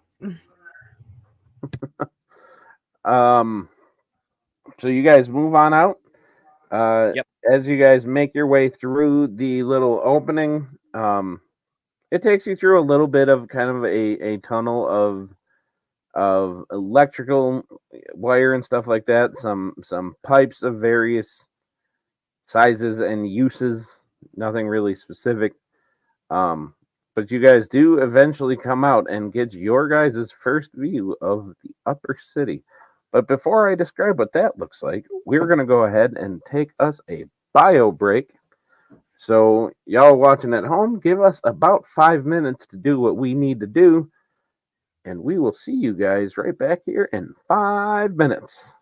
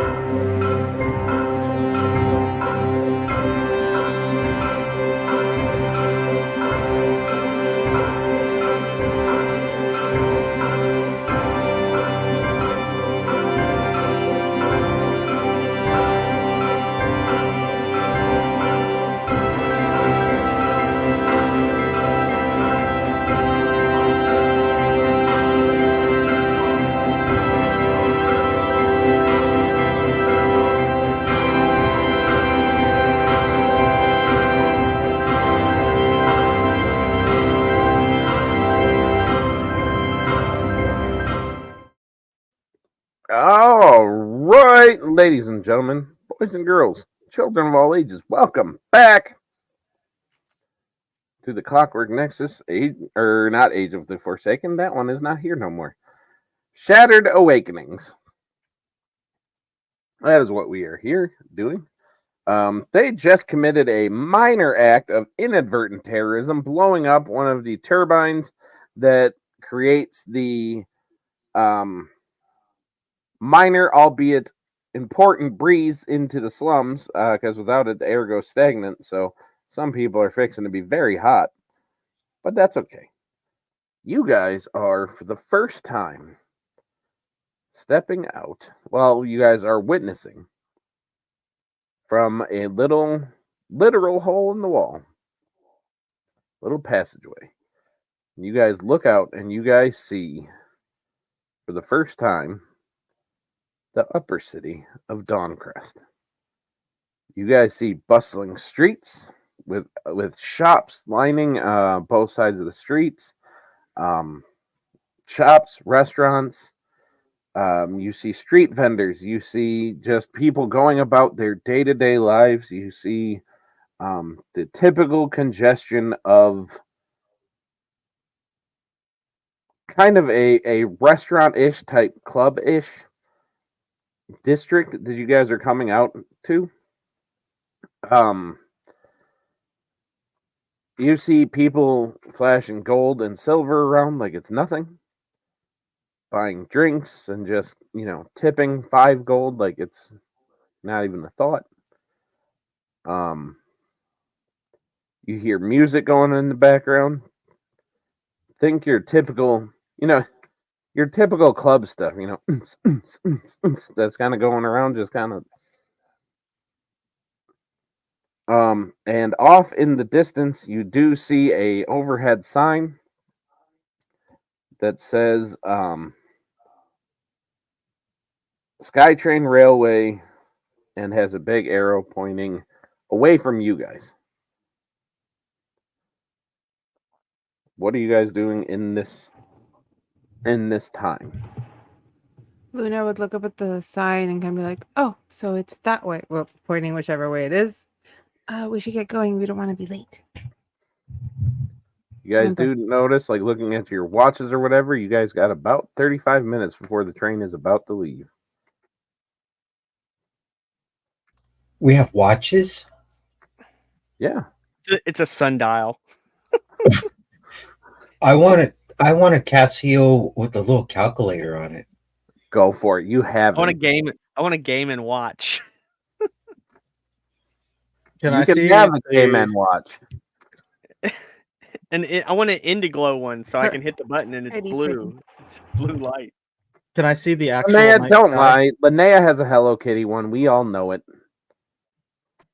That is preposterous. There's no Hello Kitty on there. It's cinnamon roll. That's Mine's an actual sundial, like a legit regular sundial. That would do absolutely nothing in the other city. That is so in character. That reminds me of Letterkenny. Looks to be about 2:30. It's 6:04. Can I see the actual night sky? No, there is too much light pollution, but you do smell fresh air for the first time, though. Well, fresh-ish. Fresher than it is in the slums. What the hell is this fucking smell? Cinnamon rolls. It smells disgusting up here. Nobody ever says cinnamon rolls smell disgusting. There's no bite to the air. No. It's like I don't even need a respirator. It doesn't even smell a tinge like feces. Where's the mold? Like this? These people need culture. Where's the burning garbage cans?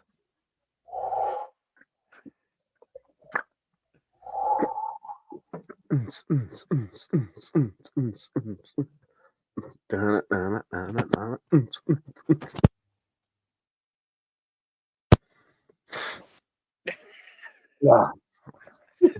sorry.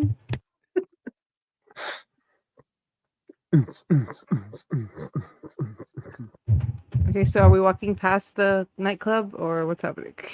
We are not going in. We have 35 minutes. Come on, just 5 minutes. Baylor, no. 5 minutes. No. We have much better uses of our time. Fine. There's a lot of guys wearing a lot of leather in this club. Is it the toolbox?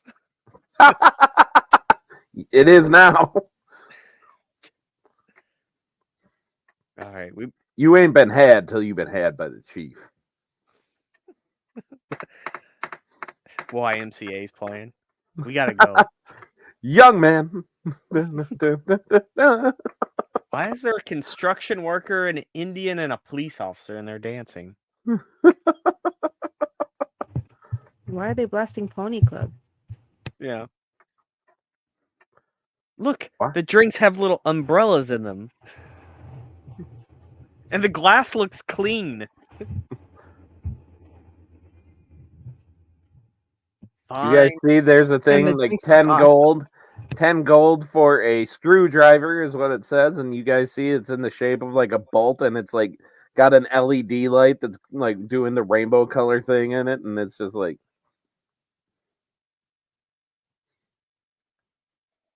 well, we better get to that cable car before we cause more trouble. All right, so you guys are just meandering like you guys are normal folk as best we can. Yeah. But all right. Linnea is trying to contain like the looking around doughy-eyed type thing. What is Ori doing to all of this as you're seeing like neon and capitalism at its finest and debauchery in all sorts of forms? Extremely disgusted, like looking around like, oh, like what is all this filth? See, he looks at the gay bar and he says he is extremely disgusted and says, "What is all this filth?"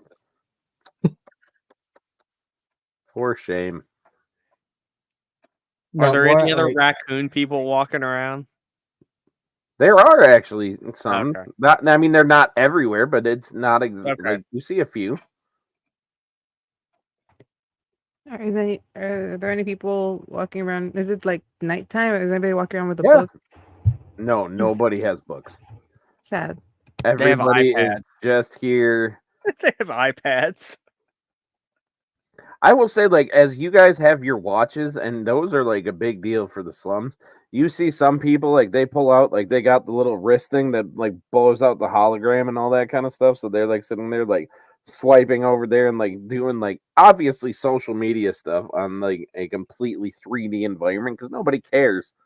But Luna, I will say, as you pass some of these like as you pass these other Maypoks, they're kind of all staying like off to the side, like in the alleys, and as they see you, they kind of just all like they kind of give you the squinty eyes before just doing the, and they're like, that is all the acknowledgement, and that is the typical Maypok greeting. Do you return it or do you just keep going? You flick them off. Oh, I apologize. In my region, this is a form of gratitude for the acknowledgement of the species. Sure. It could be this.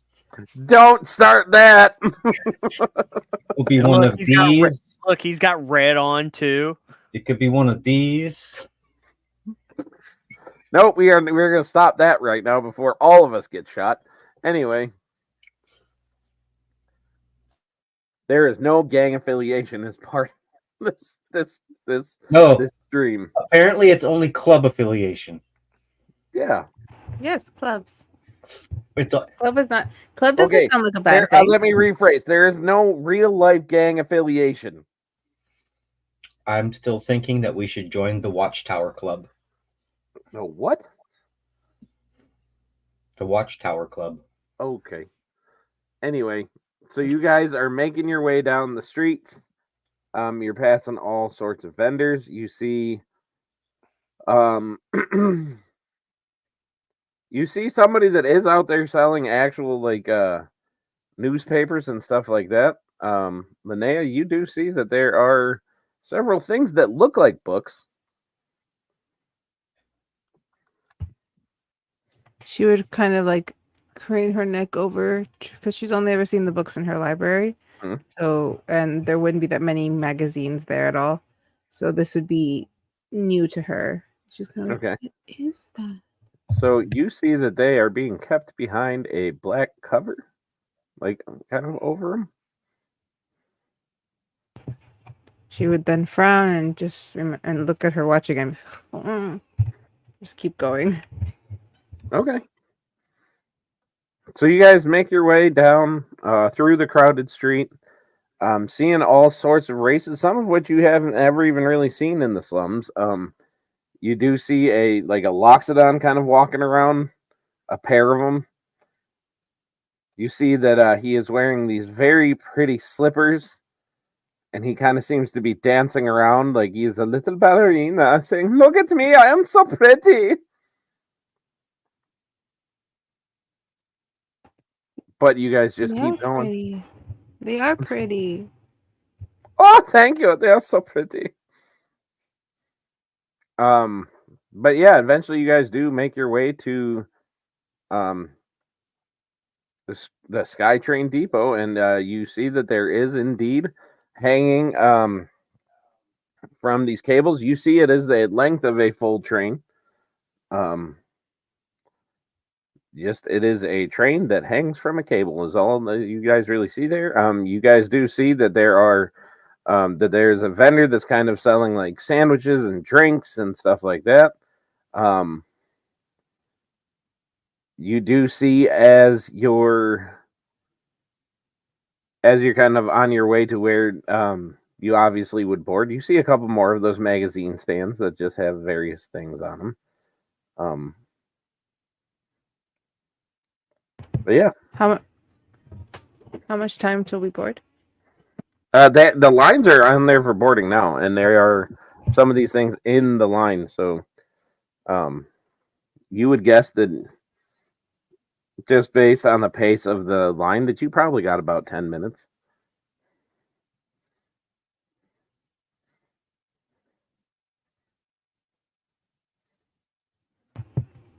We're not supposed to have that much money, so no.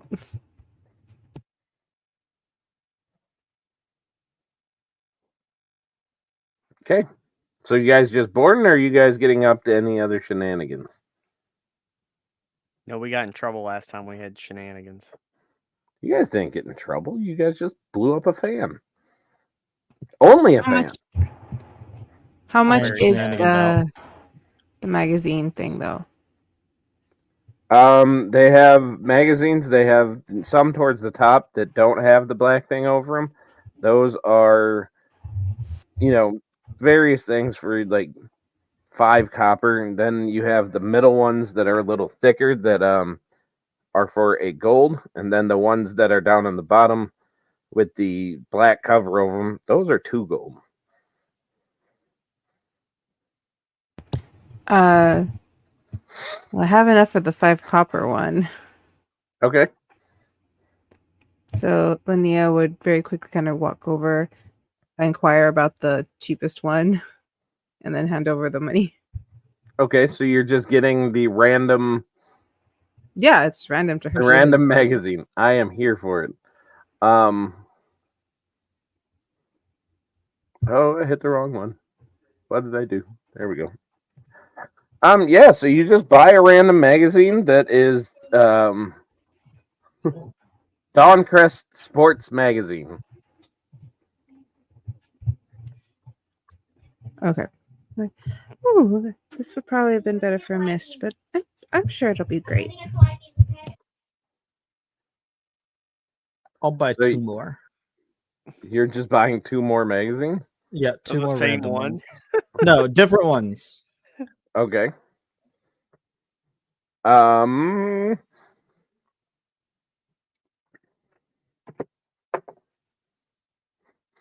Different ones.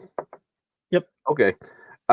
So you buy one that is like an architecture today, upper city dwellings of the future. And then the other one is actually for a bird watching magazine. Going to the surface, get your bird watching guide today. I'm gonna keep that one for myself, and I'll give Linnea the architecture one. Thank you. This is much more interesting. I know you like to read. Enjoy. She would offer Balor the sports one. Do you want this Thanks. Okay. I just kind of tuck it in the coat. Luna, we can share one if you like.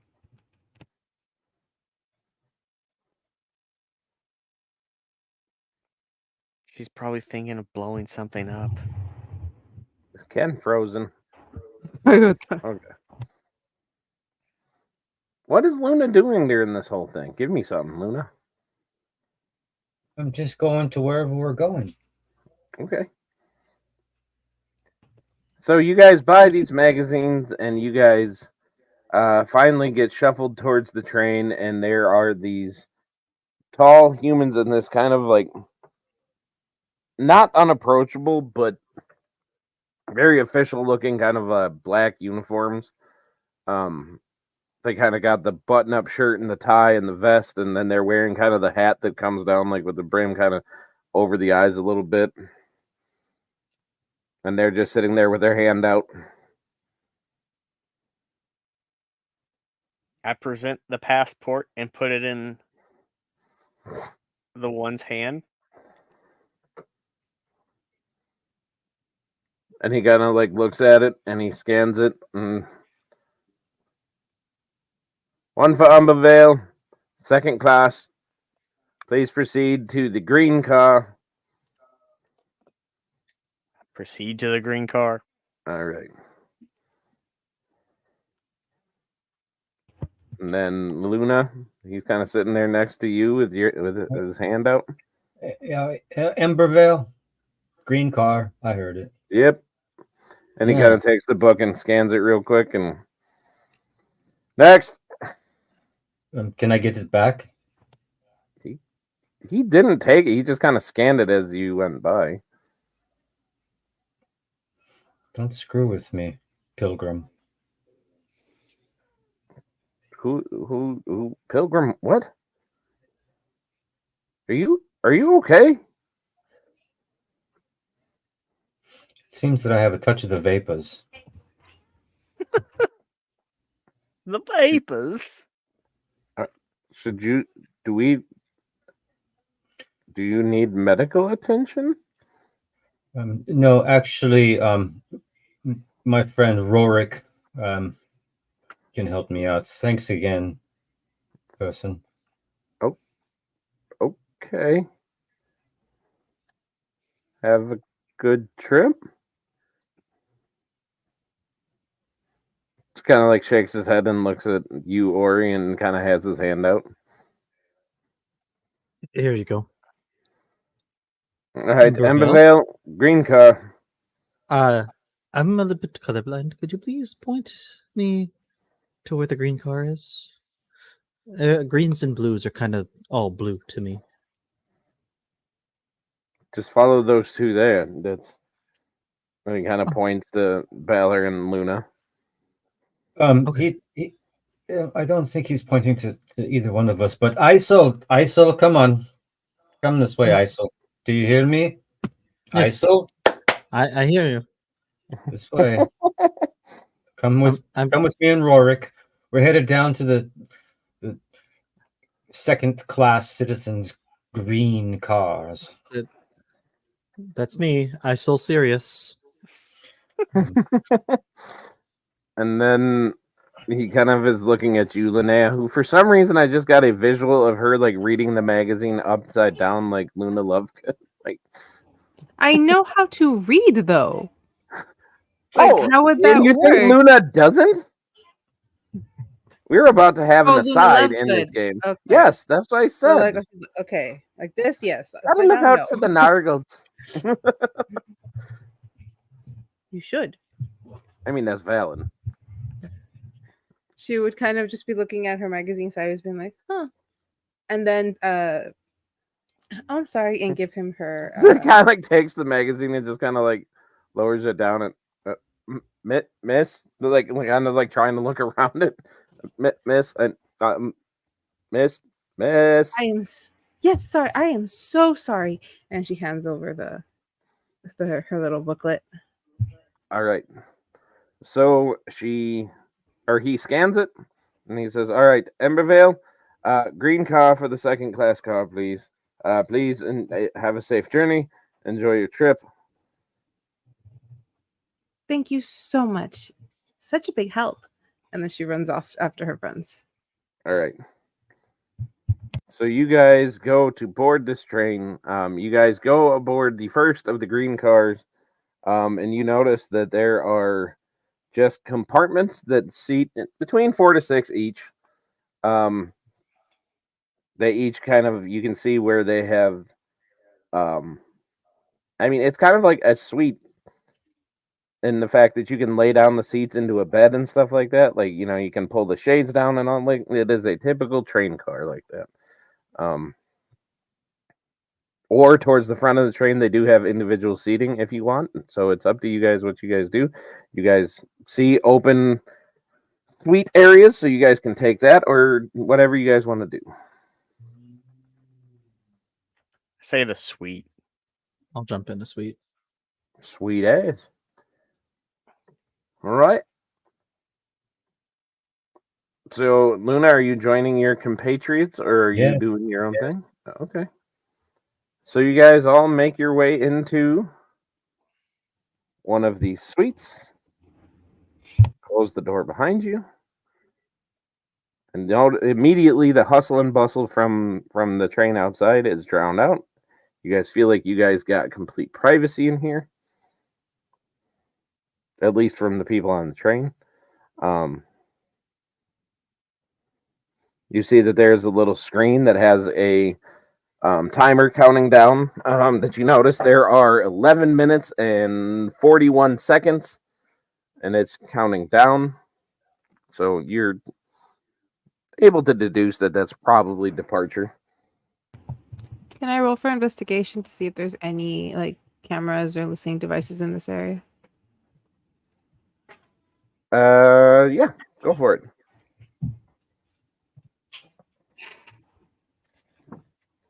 19.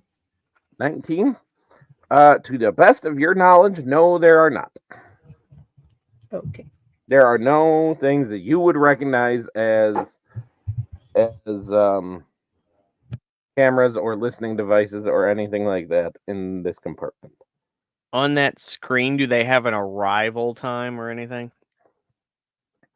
On the screen, no, but if you choose to interact with the screen, you can see what it does. Start touching the screen. Just start touching the screen. Okay, so as soon as you touch it, like the little menu comes up and, you know, kind of, thank you for choosing SkyTrain. As if there was another choice. Just kidding. But, you know, and it kind of takes you to a typical smart, you know, infotainment center thing. Like there's a choice for music.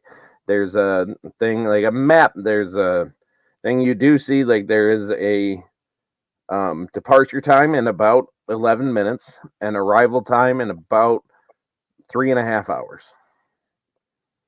Good. I can take a nap. A map of what? Like the path that the train is on. Like right now it's showing you at the top of the thing, like, and it's got like the dots and indicate how you guys are, like where you guys are in the descent.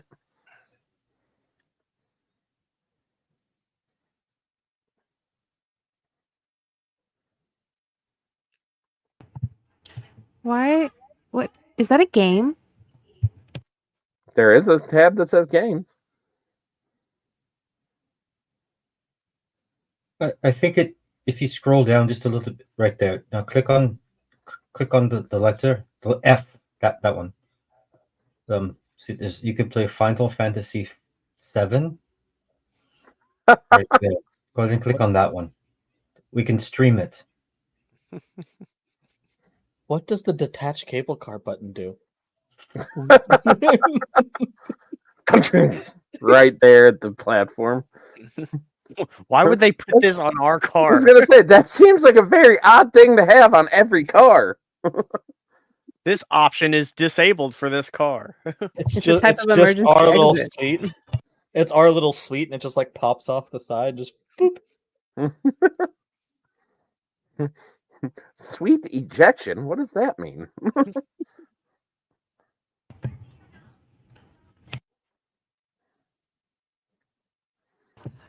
Linnea would just kind of sit with her magazine and look at them playing with the screens.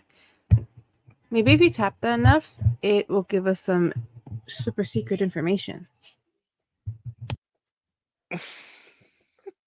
Both of you just start jamming on everything. Yeah. Like the lights are just changing color in the suite.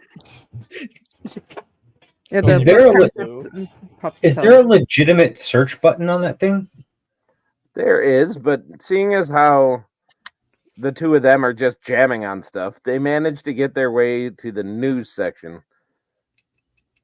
And it sits there and it starts playing a story that says, Lady Selkie not involved with college professor. This channel sucks. Or is she? Breaking news: turbine explosions. Suspected terrorist attack. They're involved with each other. Lady Selkie has been accused of having an affair with a college professor. She swears this is false, but we all know better.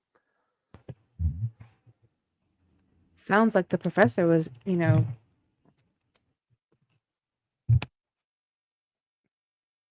Oh, do I have to spell that one out? I thought everyone could figure that one. I really need to work on some of these things. This news sucks. But no, if you're trying to search for something, like, what are you trying to search for? Luna. Nothing. Don't give me something like that and then say nothing. You got something. Obviously, you were thinking about something, Ken. Yeah, this pop-up says hot singles in my area. Oh, God. Hey, if we donate money to this guy, he's a prince somewhere. He'll give us more money.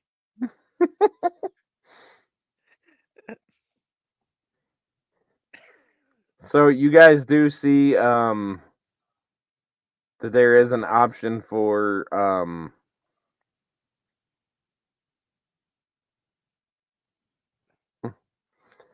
shit, my mind just went blank. Like a menu option and stuff like that. Menu. You hit the menu? Yeah. So it says drinks, food, amenities.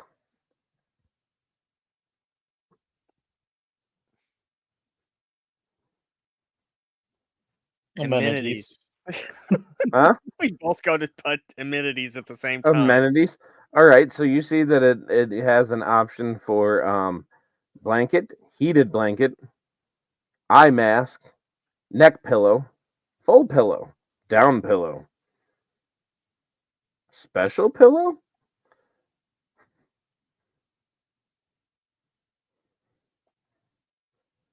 Special pillow.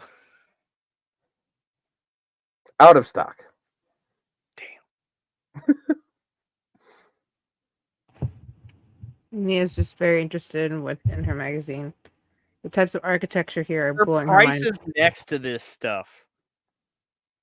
There are not.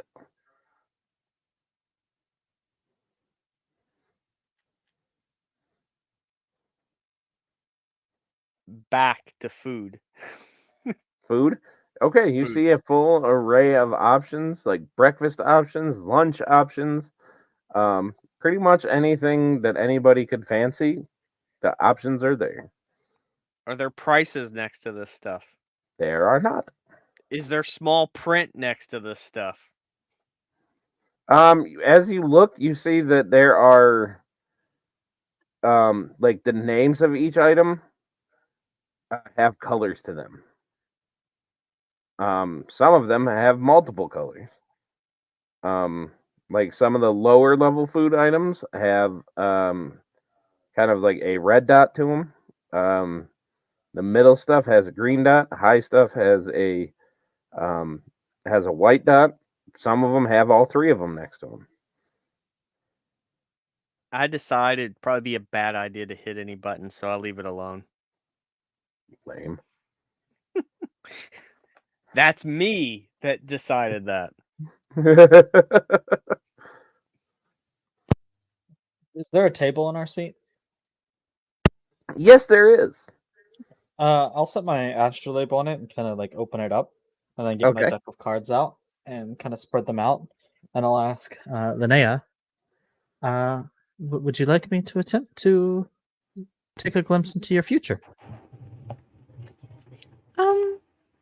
Sure. Okay. She puts her she closes her magazine, and the book just shoots up and like over the shoulder.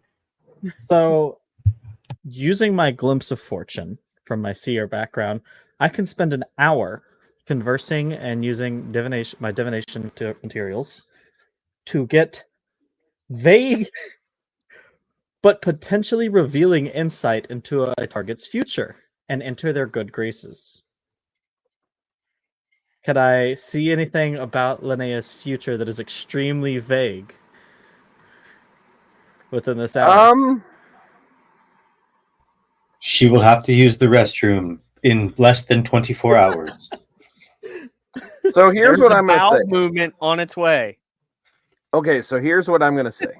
You will be hungry. Okay. Is you go to do this ritual that you have done before that has mixed, like it's mostly bullshit that the cards show you. Ask again later. Future cloudy. But on this one, as you lay out the cards, both of you look as the cards just kind of go black. And suddenly you two are in almost a whole different like realm in and of itself. You guys are surrounded just by black shadow. That's kind of like smoke just kind of moving around, moving in between you guys. And you guys are just hearing these non-distinct whispers just kind of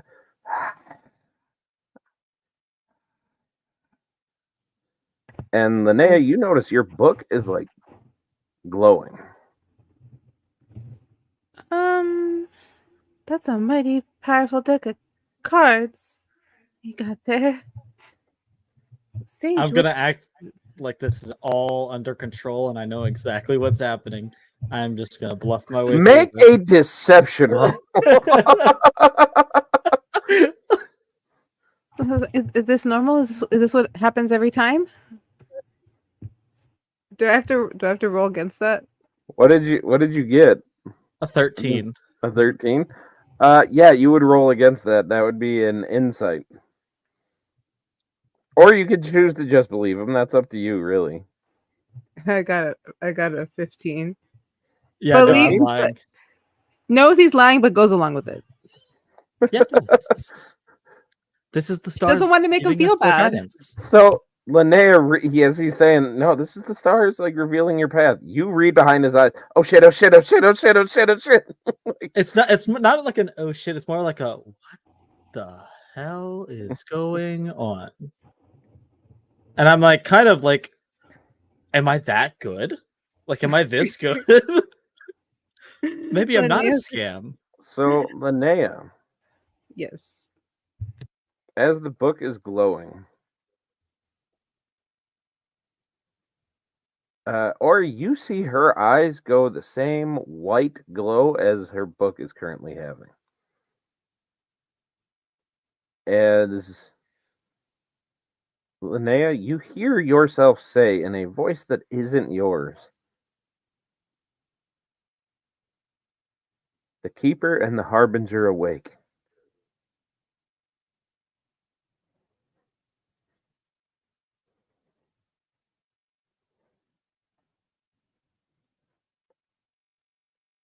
The sentinels on the horizon.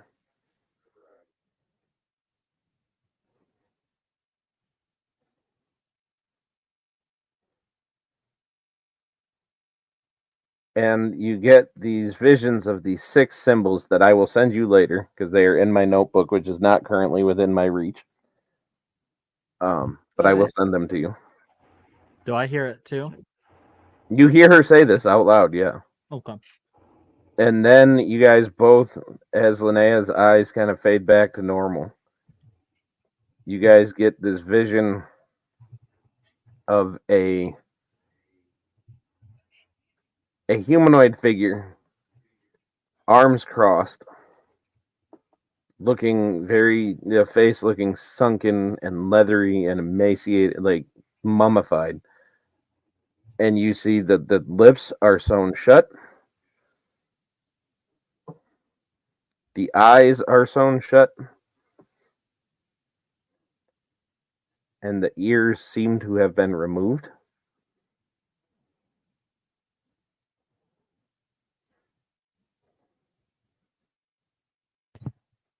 Oh.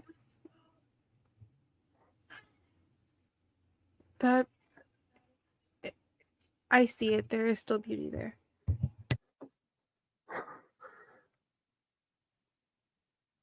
And you see this being that's kind of in this stone sarcophagus shaped thing that's kind of recessed into a wall.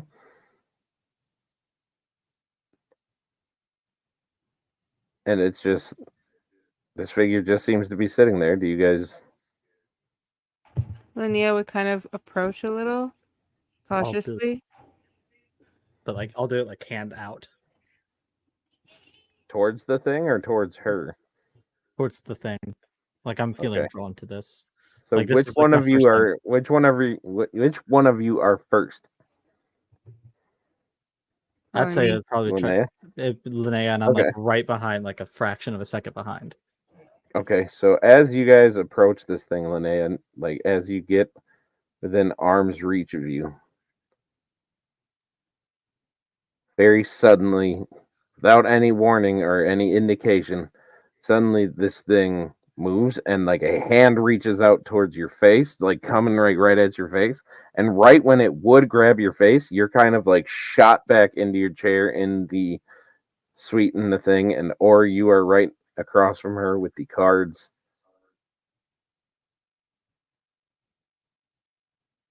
Still blackened. She's like touches like her face, like, okay. You can almost feel the fingers like on your face, like. Okay, so the expression on her face currently is not one you've seen. There is no like positivity or joy. There is just plain like not so much fear, but like shock.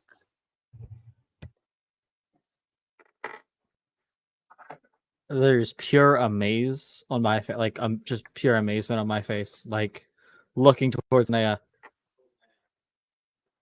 There is a beautiful latent power within you. You are a star waiting to blossom. You saw that. You are fate. That's a lot of words. Big words. After Ori did that like generic thing, I'm just reading the sports magazine and just roll my eyes.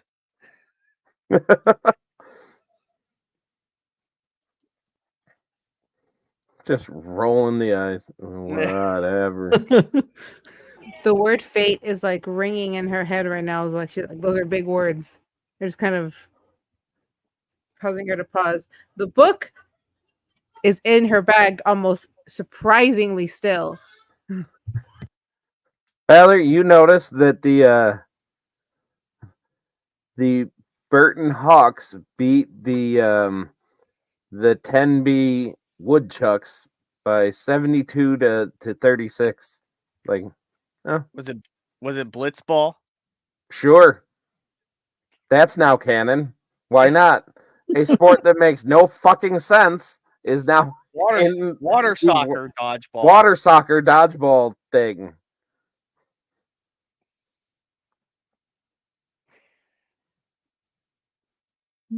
In that case, it's going to be the Tenby Beavers. They're majestic creatures, Lily. Don't hate on the beaver. I love beavers. So do I. Legitimately. But yeah, are you guys conversing about this at all, or? I'm just still kind of like speechless of like, Ori is convinced that I just witnessed a cosmic event, like the birth of a star, essentially, and like pure, just like I was here to witness fate. Just everything that he's ever believed in completely validated in this moment. Linnea is trying to positively spin this because she doesn't like the word fate, because in all of her stories, fate tended to be a bad thing. Like a lot of bad things had to happen to the heroes and heroines through fate before the good happened. So she's now kind of processing that, just looking at Ori like, that happened, right? That I saw what I saw. You saw it too. I felt it. That was real.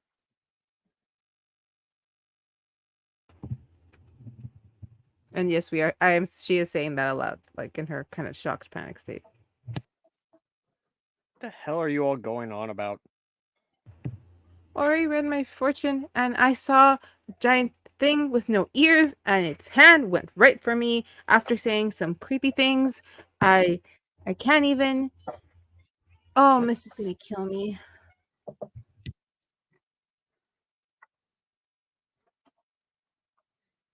I just think you probably need some sleep. It's been a long day. Sleep sounds good. So at that point, you hear a knock on your guys' door. Ding, ding, ding. Occupado. No, this. We are here offering refreshments. Have you guys been on the train before? Many of times. Okay. Well, we will be coming back around in about 20 minutes if you would like any refreshments or any food, any amenities. Is it complimentary? Depending on, yes, the green items are complimentary for your ticket. She looks at Bay like, water. What? Do you have water? This is really weird to do through a closed door. Yes, we have water. Water. Well, to give it to you. Okay. Okay, people who have totally been on the train before. Here are 2 waters. Would you like anything else? It's a homeless guy sitting in the chair when they open the door.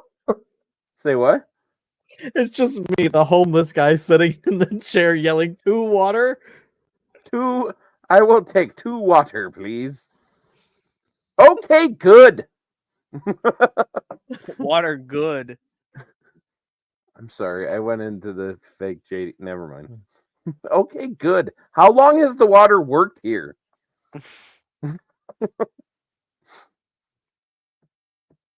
Well, Linnea takes the water and then just like gulps it down and looks. I'm sorry, I had a bit of an anxiety attack. Bad dreams. It was not a dream.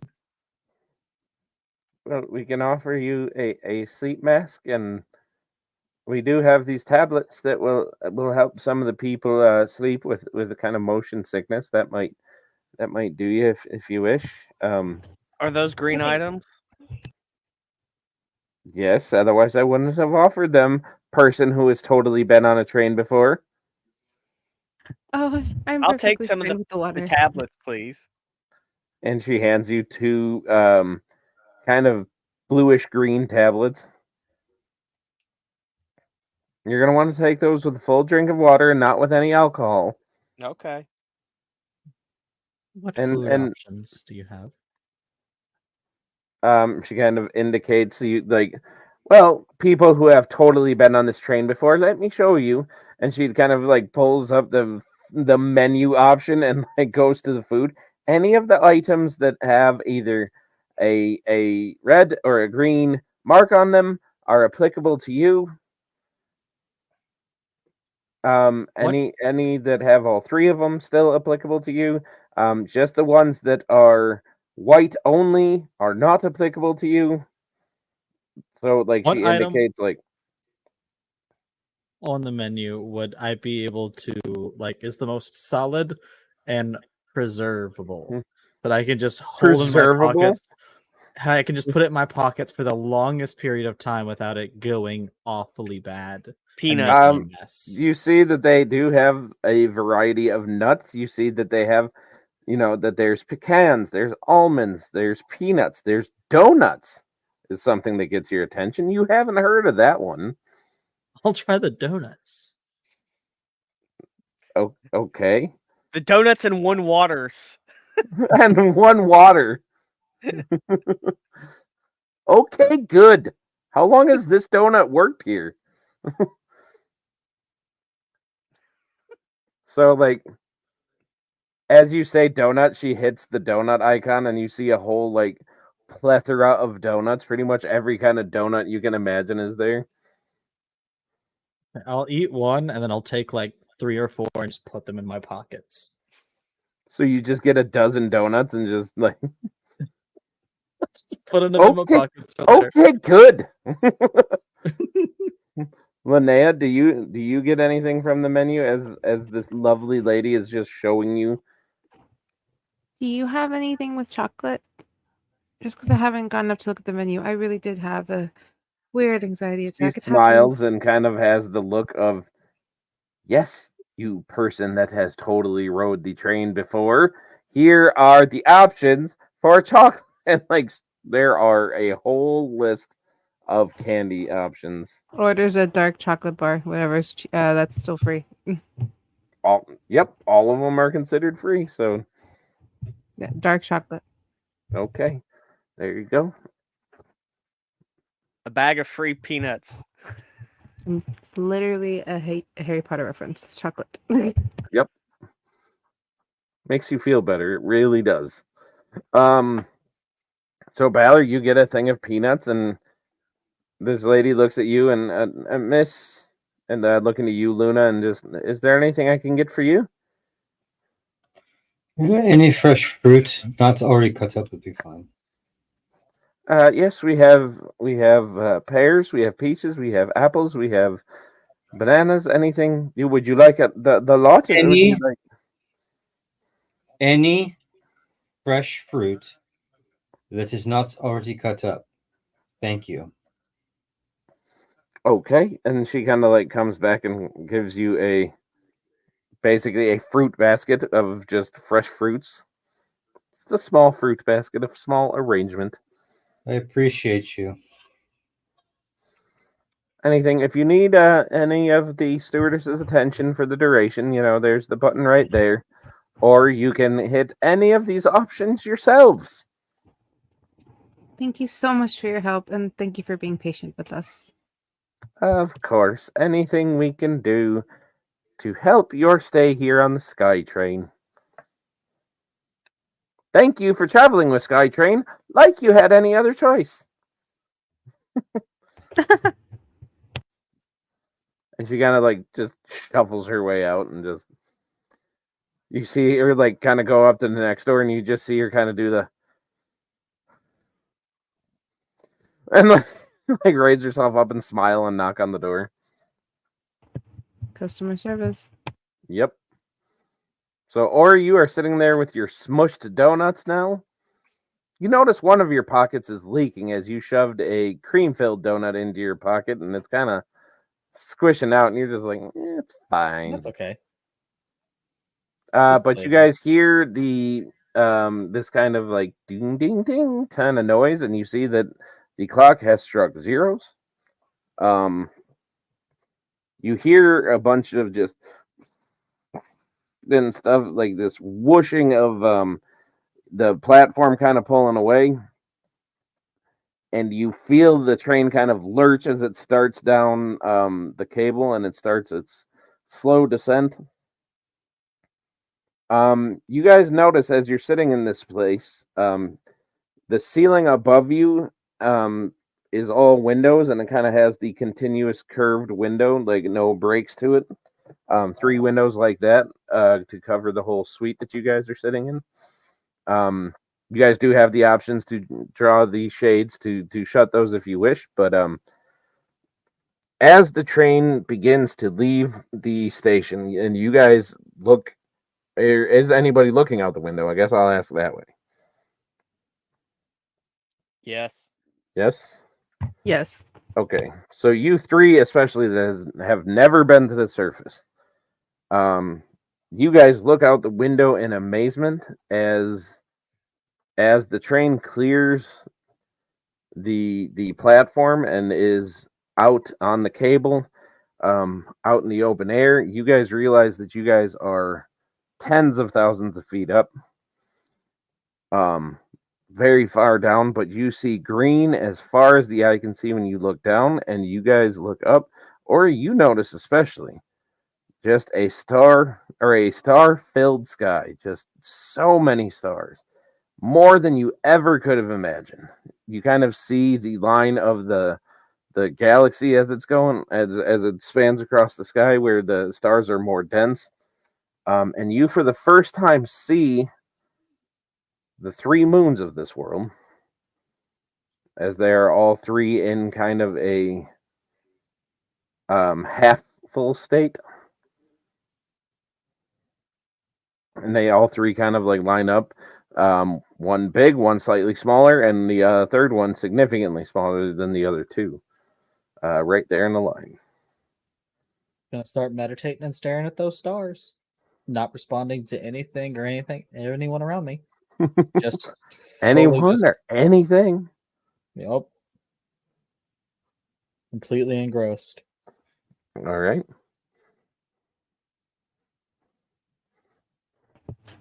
Valerie, how do you respond? Just like, not like super in depth, but just kind of like staring, since he's never seen anything like it, and just keep looking down like, man, we're up here pretty high. Looking up, looking down. All right. Linnea? It's the green grass for her. She's just like staring, like never seen. Like she's seen plant life, but nothing like that. Like, yeah. Something keep in mind you're 10,000 feet up, so you just see just green. Can't tell what it is yet, but just green as far as the eye can see. That's what she's like staring at. Luna? I'm gonna grab a piece of fruit. And is this like are there places to sleep in here? Yeah. And then find a place to sleep. Okay, so on the bottom bunks, you notice there's a set of bunks for pretty much a bunk for each chair. So there's 6 bunks total, kind of set up bunk bed style. You said how many hours is the trip? 3.5. And on the bottom bunks, you notice that there is a shade that you can draw. We get like a short rest. Absolutely. Yippee! So does anybody, to expedite the process, does anybody do anything but, I know that Ori is meditating, but after that, does anybody do anything but just kind of take in the scenery and then maybe bunk down for a little bit? That's all I would probably do. Okay. Linnea would also probably try to lay down, but as she's laying down, she would start mumbling what she heard: the keeper and the harbinger awake, and the sentinels on the horizon, trying to figure it out. Thinking of it like a riddle. Okay. So as you sit there thinking about that, just repeating those words in your head over and over again, sleep finally comes in and takes you, and you realize that it's been a day, and the day isn't even over yet. But eventually, all of you guys have your nap, and you guys get awoken by a couple things happening simultaneously. One of which is the sun is starting to come up when you guys get down to the surface. So, like, especially those of you sleeping on the bunks that you guys don't draw the shades, like the sun comes up and you guys get the brightest thing in your face that you have ever felt, brighter than the fake sunlight of the slums, and more unrelenting. And then the chime of the train announcing that they are pulling in. So you guys open your eyes, and again, the three of you that have not been down to the surface before, you guys see for the very first time trees. Tall, coniferous trees, so evergreens. Linnea's just like eyes glowing with excitement.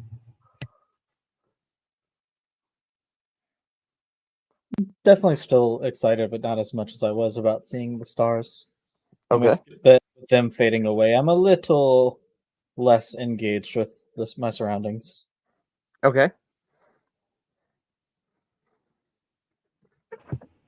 I've never seen so much green before. Oh, we lost Patrick. Perfect timing. Okay. Baylor fell off the train.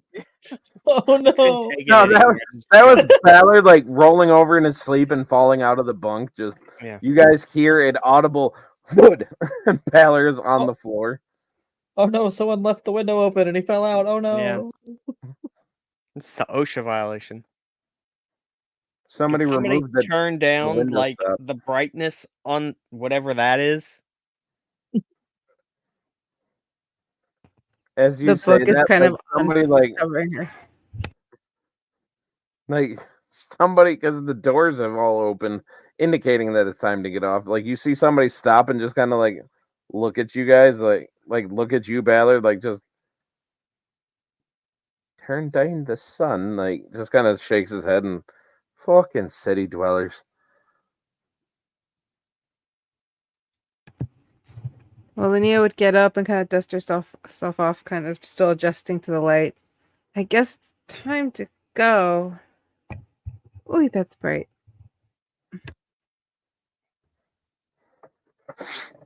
Yep. Let's see what trouble we can get into here. No trouble, just mission complete.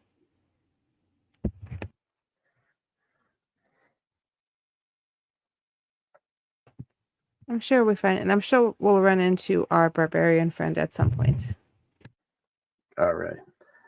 And I will say, without him joining us, because there was a possibility he would, he did not, we are going to end tonight here with you guys in the city of Embervale. Unless there is anything that you guys would want to do in the city before you guys depart. If there's any particular things, any particular shenanigans you guys want to get up to, we can resolve those real quick. Otherwise, we will go into it next time with you guys planning on heading up the North Road to the Akana Wood. Let's say wait for everybody to be here. That way I say we just wait. That way we can plan out, and if there's anything we want to do in the city, we can do it as a group. All right. I concur. So 3 sessions, no combat, but that's okay. We're gonna get there. We do combat in this. We can we do actually do combat in this stream. We just haven't gotten there yet. Don't worry, we will. All right. So end of the night. This is where we usually give a shout out to the other things we got going on in our universes. To get the Nexus stuff out of the way, this Friday, I believe, right, Ken? You can come back here and this Friday at 6 p.m. Central to see Gold and Ghosts, our pirate-themed campaign. We're going to be down a Selkie this week. As many jokes as I've made about her tonight. Unfortunately, she's going to be going in for some medical stuff, so we're going to wish her good luck with that and a speedy recovery, and we will see her. She will be coming onto this stream when she gets better, so maybe next week, maybe the week after, we don't know. But yes, a speedy recovery to her. But you can come and see more Drunken Blade, Nerdy Pinup Girl. Who else do we got? Old School Kenny is in that one. Justin is that one. He doesn't have the social networks, the social media stuff. You can see more Drunken Blade down there. And me, I DM that one. Come and see some pirate shenanigans. Actually, I think there's a chance. There's a chance we see a Selkie this week. We don't know. Mr. Selkie is also going to be there, but he is also not on social media, I have been instructed to say. And as far as Selkie showing up, we gotta maybe not. Cross your fingers for me. I am 100% confident you are going to do great. You're going to get all the answers you're looking for. Everything's going to go wonderful. You're going to recover extra fast, and you're going to come waste some time rolling some dice with us. But yes, Friday, 6 p.m. Central, come and watch us, Golden Ghosts. That's fun. But before that, on Wednesday, you can hop over here, and you can see Mr. More Drunken Blade down there DMing Kinship's Destiny. You guys got some fun stuff going on with that, Ken? Yes. We're in a pickle currently. Yes. This is more than a pickle. Yeah. It's a cucumber. From what I saw, you guys are like on a scale from 1 to 10. You're fucked. We'll be fine. We'll be fine. Those are the best situations to be in. No Ken's man's face name. says it all. I'm not giving anything away. They've got enough information. Awesome. Never take secret doors. Just go in the front entrance.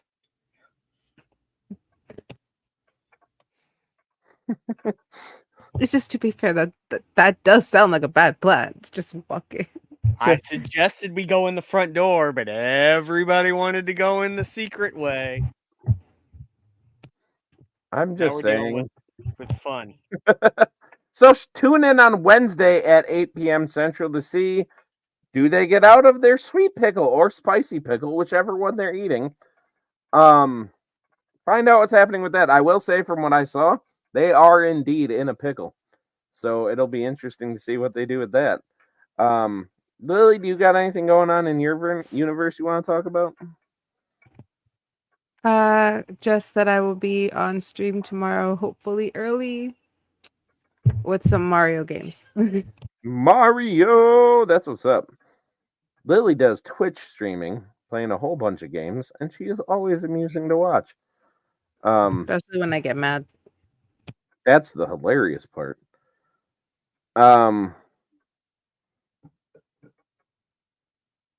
Ken, you got anything? All right. Patrick? Chad? I might be streaming Thursday or Friday on Twitch, the same as that's below my name right here, to celebrate my birthday. But other than Yay! Happy birthday! In particular, stream. yeah. All right, Watch and me I have pump been the mold. instructed to tell you that on Selkie's page, you can tune in to watch her live streaming her reading Professor Snape Spicy Erotica. That's just a joke. She doesn't do that. She does that. She just isn't here to defend herself. But no, on a serious note, That's cool. on a say what? So the Draco stuff is cool. So I mean, on a very serious note, though, Selkie is getting very close to revealing her Ellie cosplay. She is a cosplayer. Go to her page at Tides of Aisling. That's AISLING on the TikTok, and you can see her do some pretty awesome cosplay stuff. You can also see that out of our lovely Lady Lily over here. She also does some pretty awesome cosplay stuff. once in a blue moon, yes, Once I in a do. blue moon. I do. I'm planning one. I am planning one. Planning takes time. Nerdy Pinup Girl does the same thing.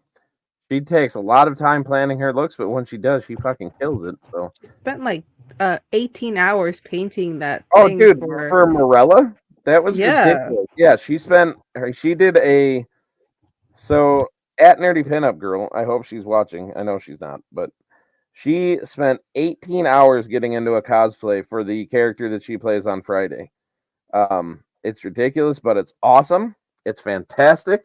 And from what I hear, Selkie is spending just a little bit less time, but putting in just as much effort into getting Morellas. So we're going to get Team Morelli coming at us. Best ship name ever, just saying. But that is what we got going on in our universe. Thank you for watching tonight. Tune in next Monday to see what the party does with Embervale. And we are going to see, does the Barbarian come back? Does another party member appear? We're going to find out next week.